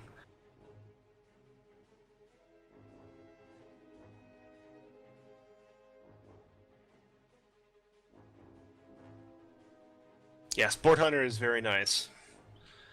I think the gas clears, and you see that one of these guys is down on the ground clutching his side. Looks like he's been shot. The other 5 are taking cover behind various carts and other things. I think 4 of them are. One of them has run to a panel at the wall and is pressing a button to calm somebody. You can hear him yelling in, I think, it doesn't probably matter what language, yelling over the comms, something over the blaster and shotgun fire and whatnot. And several of them go ahead and take shots. So, let's see here. I think they're going to start taking shots mostly at Roddick. Roddick doing his job.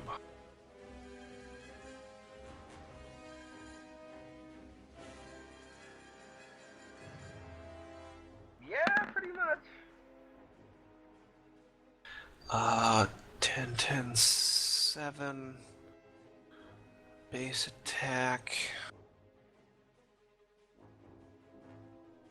Now that my armor's back on, it's 21, by the way. Yeah, they don't come anywhere close for those three.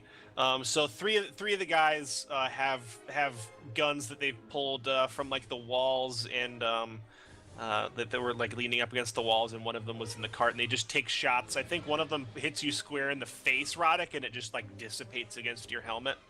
And I think the guy stares in utter horror as this happens. His mouth just goes agape. I think two of the guys are going to take shots at Marlowe, because he's standing there in the doorway with a grenade launcher. At least one of the guys is like, what, 4 levels down the position track now, so he's got a pretty big negative. Yeah. He's going to be rolled last. Marlowe does a 17 meet or clear your reflex score. 17 meets, yes. Oh boy.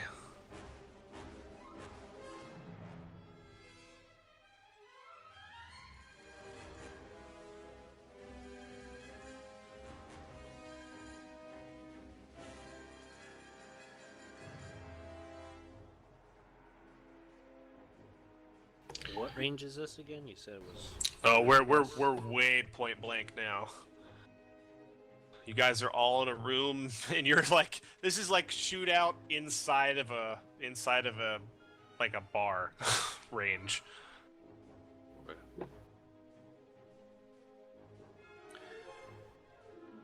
Standard damage on a blaster. Why does this guy not have a gun?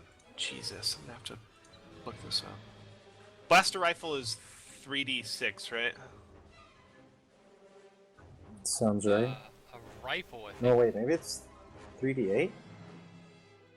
That's lightsaber. My blue bolt blaster pistol is 3d8. The blaster pistol was d6s, I think. Oh, But all the blaster Jesus. rifle. I have the index up here. Let me take a quick look. The band. I think it's standard blaster- 3d6. Like a standard blaster pistol? Rifle. Blaster rifle? 3d6, I'm almost sure. Blaster rifle's 3d8. 3d8. Alright. Oh, wait, actually, hold on.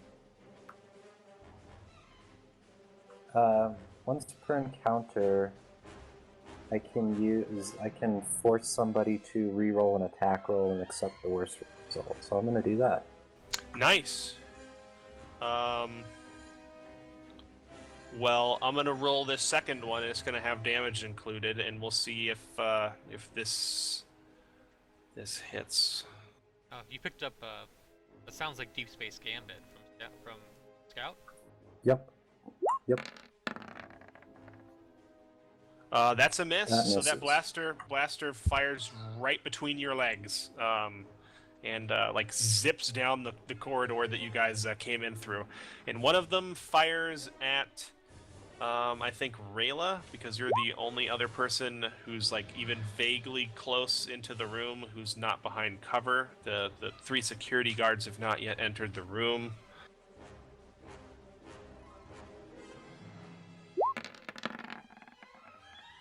$15. 15 is a miss against my reflex defense. Look at that damage. That is a good thing that was a miss. Holy It's also a miss shit. against my flat-footed, which is worth noting because I haven't moved yet. Yeah. Well, no, you've moved. You moved during the Oh, surprise that's right. round. Yeah, I guess that counts. Yeah. Okay. All right. So. Well, flat-footed isn't about moving; it's more about being aware. I think, Yeah, but right? normally if you haven't moved yet, if like it's the very first turn of combat and we didn't get a surprise round, if you hadn't taken your turn yet, you're flat-footed. Oh yeah. And the sixth guy crawls in behind total cover. The guy who got shot. Rayla, your turn. Gas is cleared. There are blaster bolts literally flying everywhere. I take cover behind one of the pillars that's in the room. Yep. You definitely can Assuming do that. it's not like the pillar that like I don't want to do like the exact same pillar they're behind. But I assume they're a little bigger than that. I've done that in paintball, and it doesn't end well. Yeah, I assume there's like 2 sets of pillars or something. Yeah. There's 6 in the room total. So yeah, you can dive behind one of these things. You're behind one. You look over like 10 feet to your left, and you see Roddick hiding behind I think a trio of barrels marked volatile chemicals. They were rendered inert, right? Right? At one point in their lifespan. I think we Who should knows see. now? Yep. I try and stun one of the guys over there though. Okay. All right. Give Fire, me my a blaster. stun roll. Indeed. Where? Blaster pickle attack. Any Blaster modifier? pickle. Any modifiers for cover or anything they have? Yeah, they definitely all tried to rush behind partial cover. I think that affords. I don't know if it gives me a penalty or gives them a bonus, but That affords something. You get a minus on your attack. Yeah, -2. yep. I also don't know with the lighting in here, but I ignore all penalties from darkness to vision. So That's good. That's good.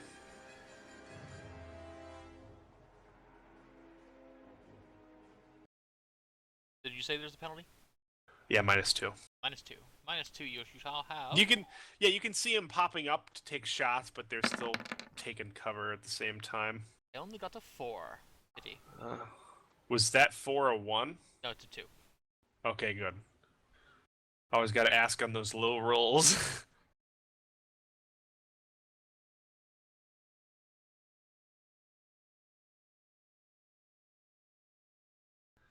So yeah, you rush up and you take like a couple shots, and it forces them to keep their heads down a little bit. You missed, but the guy you shot at least, I think, might not fire during his turn. Marlo, what do you do? Roddick by now is like kind of in on top of these guys, right? He's close. A grenade you could do, but it would be danger close. Yeah, I'm going to pull out my blaster pistol and pull out my blaster pistol and kind of try to move up to some kind of cover. If there's like a box or something nearby. You can take cover right next to Roddick if you want. Yeah, that'll work perfect. Yeah, you dodge, like you roll through, like several blaster bolts that just like fly right by you, and you come up into a crouch right next to Roddick.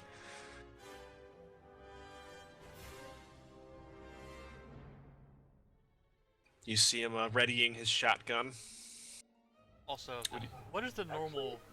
I'll look it up. I gotta go find out what the range modifiers are on pistols.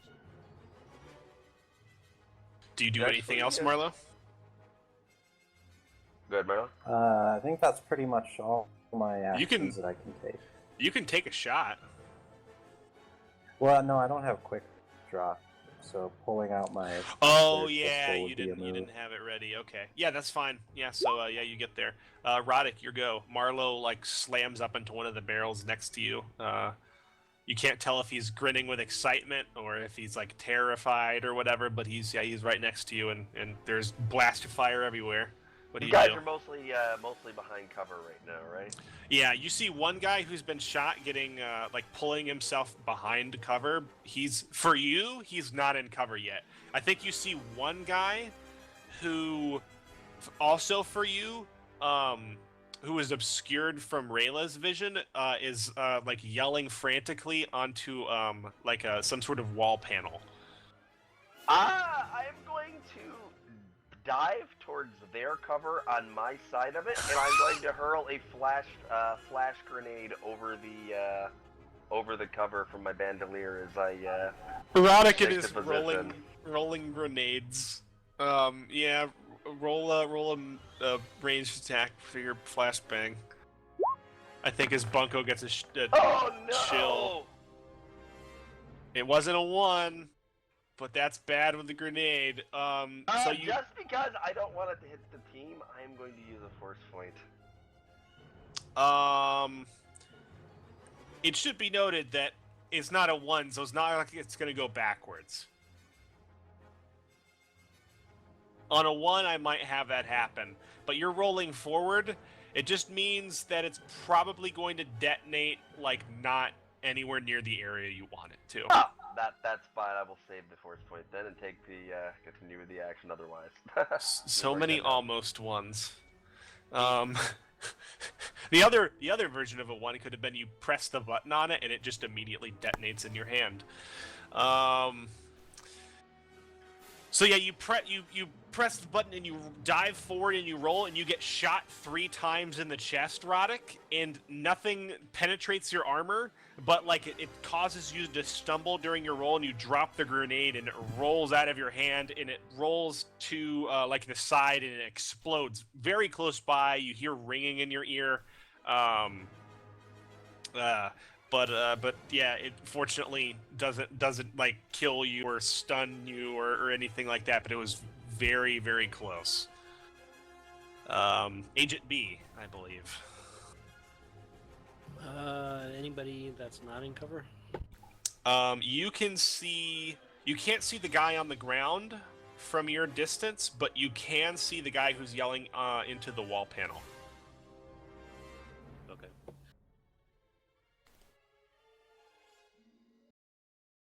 All right, I'm gonna shoot that guy. Nice. A solid choice. Roll attack.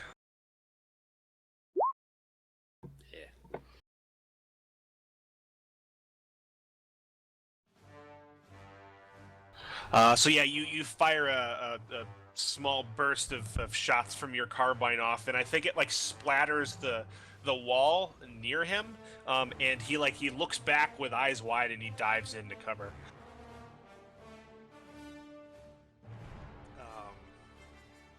And your three security buddies go. They rush into the room.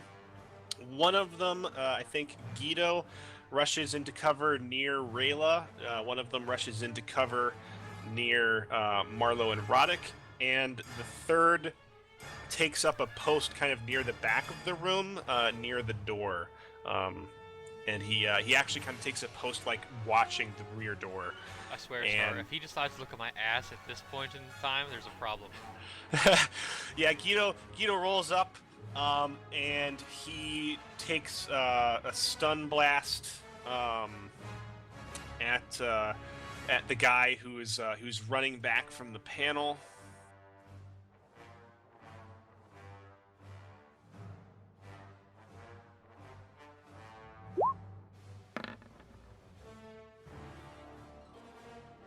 Hits him.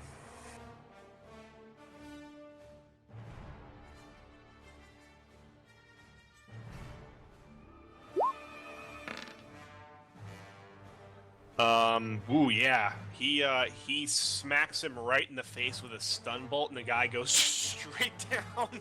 Holy crap! That was a really good damage roll.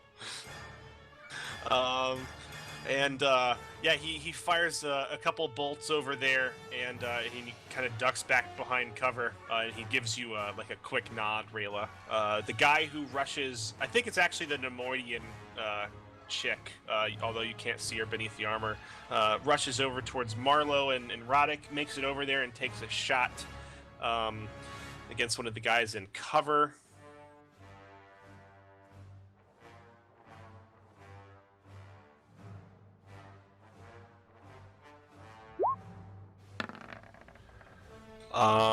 God, that's a hit even without adding her modifier. Jesus.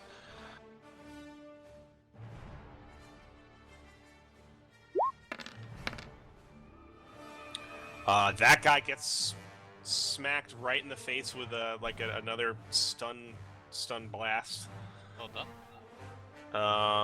Third guy doesn't have a great shot, but he goes ahead and tries to take it.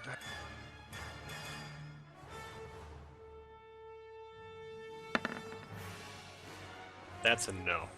I think it smacks into one of the things that they're hiding behind.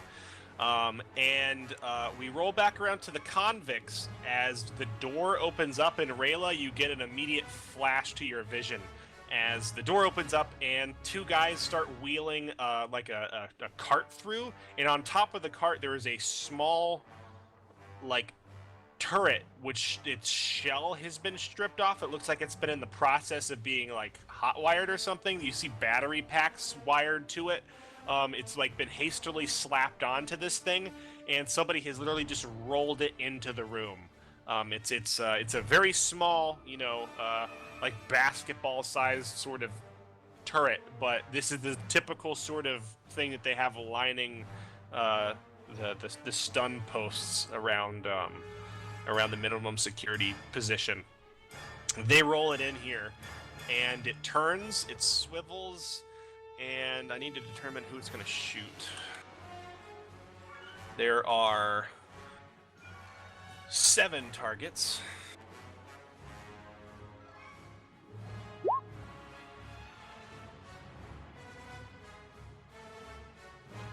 Yeah, I also should Agent note B. that it probably could fire an auto-fire if it wants to. I'm gonna rule not on its first turn, as it's actually still being wheeled in.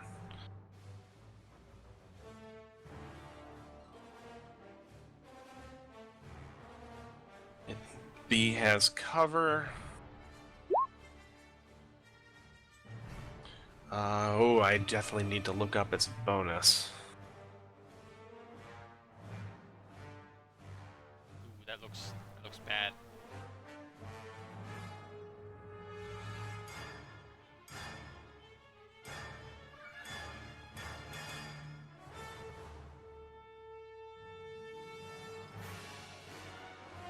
One minute.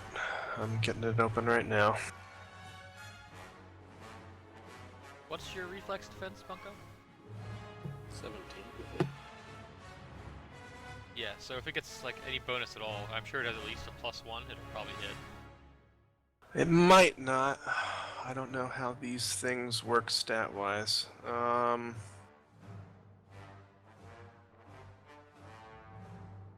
don't know how they stat turrets. They statted droids? They actually do have these micro turrets. You know how we had the big vehicle turret that we could never find? They at least have these anti-personnel ones.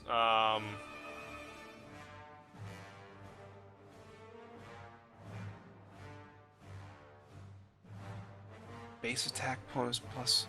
Okay, so. Alright,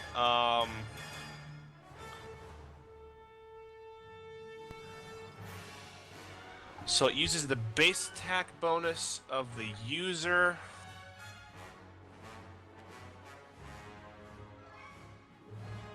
The user definitely has more than a 1. So, Bunko, you are indeed hit. Fortunately, this is not a huge thing.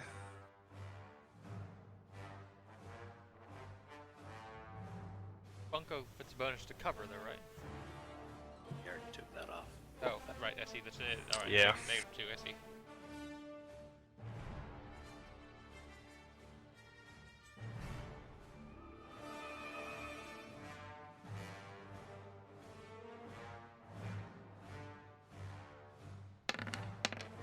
Uh, 14 points of damage. Jesus.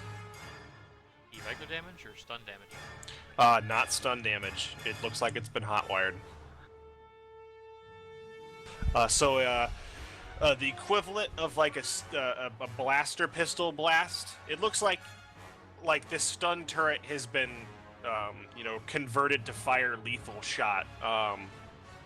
Blasts across the room, stitches up the cover, and I think catches Bunko and knocks Bunko back down beneath her cover, dealing her some sort of chunk of her health.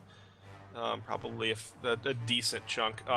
We are going to try to finish this room before we break for the night. Roger that.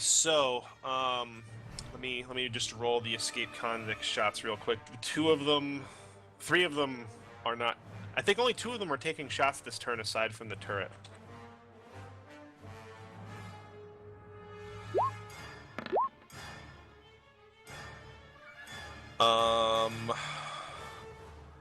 Does a 16 hit Rayla? Alright, yep, nobody gets shot. Rayla, your turn. I switch my blaster pistol from stun to damage, and I attempt to shoot the battery or whatever is powering the turret. Yeah, this looks like a bad deal. To do the same damn thing. It might pay to have overlap here. Yeah, roll your attack. It does not have cover because it's on top of a cart. It doesn't even look like it has shielding. Ooh, I see green. Oh, Jesus. Rayla, you fire a bolt in there, and it just explodes. I think it explodes, and it takes out the guy operating it and the guy next to it. 2 guys wheel this thing into it. So it comes into the room. It shoots Bunko. Rayla pulls a Han Solo from Empire Strikes Back when he pops up over the ridge and one-shots the probe droid. Rayla pops up, one-shots the turret. It just explodes with a and takes out the 2 nearest guys, and there's just this fiery wreck. Nice shot, kid. It was 19 to attack and actually 22 damage because of the modifiers for point blank. Yep. Marlo, what do you do? Okay, so the turret and the guy next to it are gone. Who's left and where are they? There are several guys who have been at least significantly stunned, but they're not totally stunned out. There are only 2 guys actively firing at the group. The other guys might get up at some point, but they're definitely suffering the effects of being stunned. Okay, the 2 firing at the group, where are they? Maybe 10 feet in front of you, behind their own cover.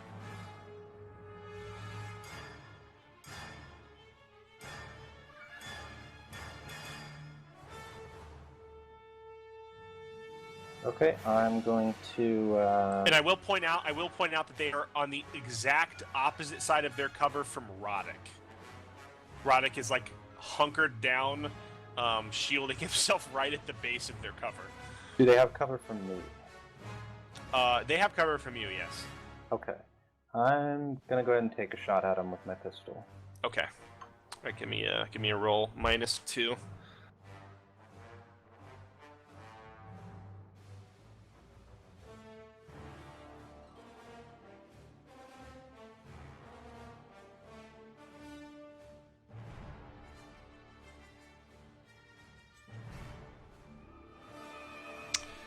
That is a hit. You shoot the guy in the shoulder, and he ducks back down behind cover.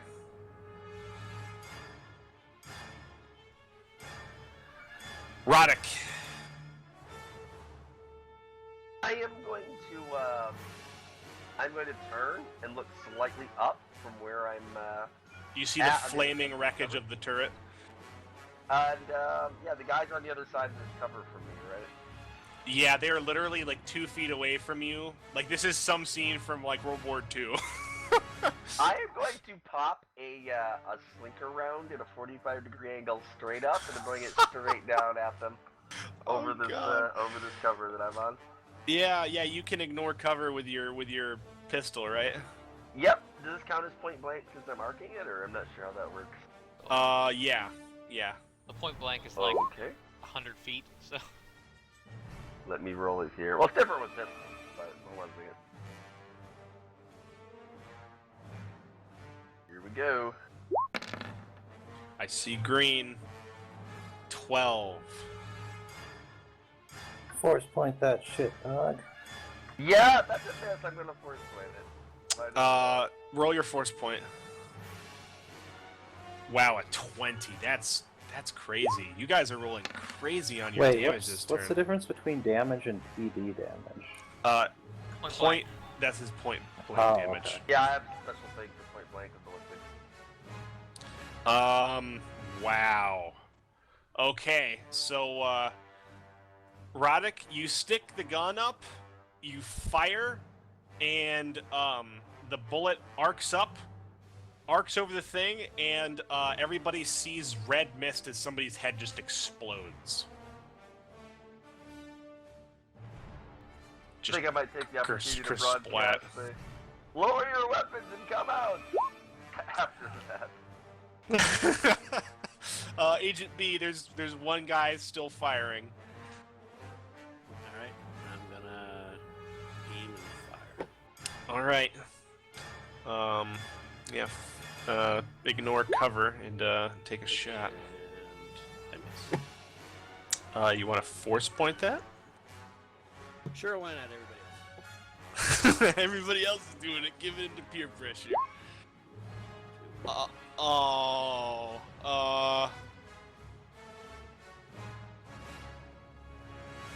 Nope. 1 point shy, unfortunately. So Bunko, I think you shoot this guy's hat off, and Roddick smells urine.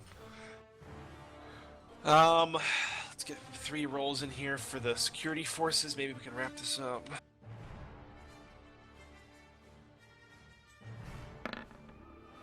That looks promising. I was actually 17 because I shouldn't have done that -2.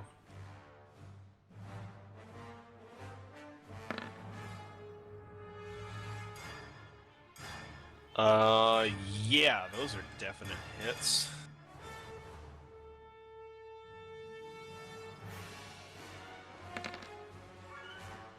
Last guy goes down. Okay. So, in a mess of moaning bodies, I think Roddick, you rise up from behind your cover, and you see that there are still 3 guys here. 4 guys maybe. Yeah, 4 guys who are not unconscious, but they're stunned and they still have their weapons. But as soon as you come over the cover, they drop the weapons and they hold up their hands, and everybody converges to their area of the room. Objective 1: get the flaming turret away from the potentially explosive barrels. Yeah, there are 3 dead guys here. There's several people who have been stunned unconscious, and there's several people who are not. And you guys, rush over the cover and secure them. And from the next room somewhere, you can hear like the barking of orders and people moving about. And yeah, we'll call it there for a night. Very well. Yeah, definitely sounds like a good spot. People were doing some nice shooting that last round. That was the first point well spent. Any of the people that are down in this room, we know from their portfolios and the. If you're asking that, I can tell you. So yeah, like while everybody else is securing the room, like, do you take your data pad out and you're like looking at their faces and like trying to match them? Yep, and taking Okay. a picture. So, you spot one AR Neon, the maximum security prisoner, former dock worker Celestin male. You can let's see here. I will bring up the notes and Edit who's dead and incapped. yeah.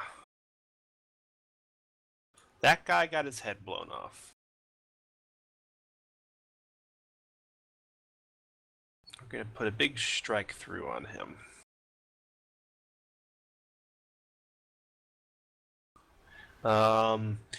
You also find Salo Rast, the human male slicer. He was the guy operating the turret.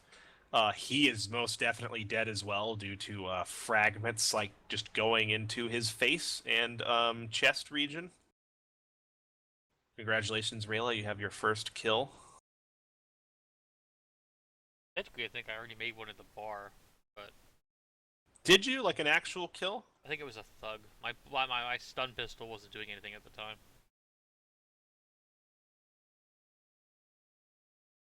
Well, that whole fight now only used one bullet. You used a bunch of grenades, but only one bullet.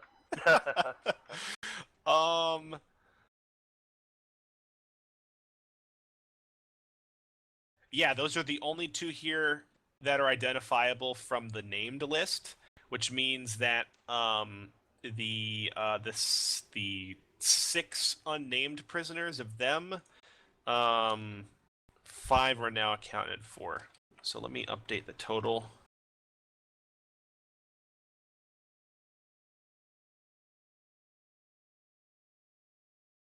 I'll take pictures of their dead bodies or captured for later.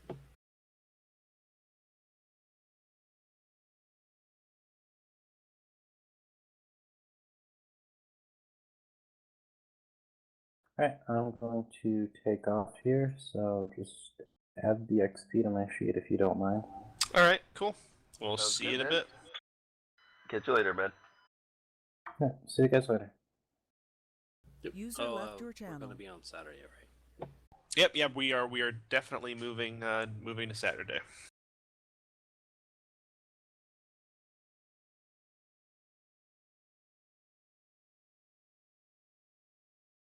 I used 1/5 of my ammo in that little breathing encounter. Wow. Yeah, I would Actually, use it's a lot only of grenades. 1/10. My bad, not 1/5. Well, I guess I didn't use too many of my own personal. I've used one personal grenade, 2 that the prison gave me, and a single slinker bullet so Yeah. far. The blue bolt blaster pistol is nice, but it does consume two energy per stun shot. Oh yeah, Okay. it's probably totally worth it for people like us, though. I've updated the character notes. Of the 13 maximum security prisoners that were, named in our document, 2 are accounted for. They are dead. Of the 6 other maximum security prisoners, they are all 6 are accounted for, and 1 is dead. So currently, you know the names of everybody who is not accounted for. There are 11 maximum security prisoners still unaccounted for, not counting Vina and the 2 minimums. Interesting. So, XP time. By the way, you saved me a wrist rocket, Rayla, by killing that turret with your blue bolt, because that was gonna be my plan if it rolled Everybody around and it would show up. was locking on the turret. Yep. Yeah, I would have tried to use an AV This is rocket why I on wanted it. the blue bolt, because it's a heavy blaster pistol, not a normal blaster pistol. It certainly paid off. It also has it's basically identical to a regular heavy blaster pistol, except its stun setting has a slightly longer range. At a maximum of 40 feet instead of 30.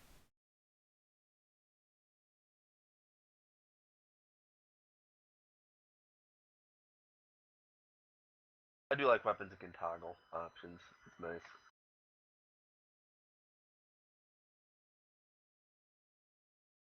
So, while I am calculating XP, does anybody want to run down a list of what was done this episode so I don't necessarily forget anything? Run down a list. What we do this episode? We went to, like, we had a brief thing. You had your the Marlowe and Roddick had indoctrination to maximum security, which lasted all of a day. We had a brief meeting of our person again, with Commander something. It's on the list. Like Vela or Vern or something. Turn. It's Commander Turn. My bad. Then we went to maximum security. We had a brief interrogation of a hut, and then we probably stirred up things about our cover in maximum security. Seems likely. And then we came down here to these tunnels. We failed utterly at stopping. The force was used to somewhat help guide our path and receive warnings. We failed utterly at disarming a thermal camera, and then we ended up in this room in a fight. I think that about sums it up. And Roddick acting like the last part of his name.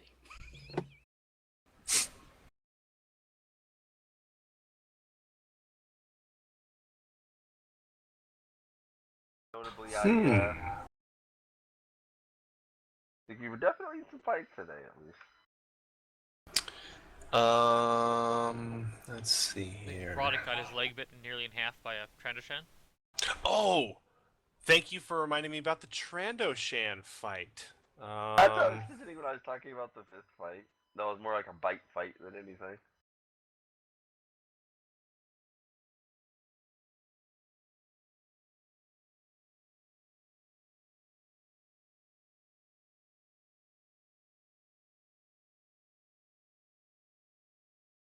All right. Wow, you guys are gonna make out like bandits here.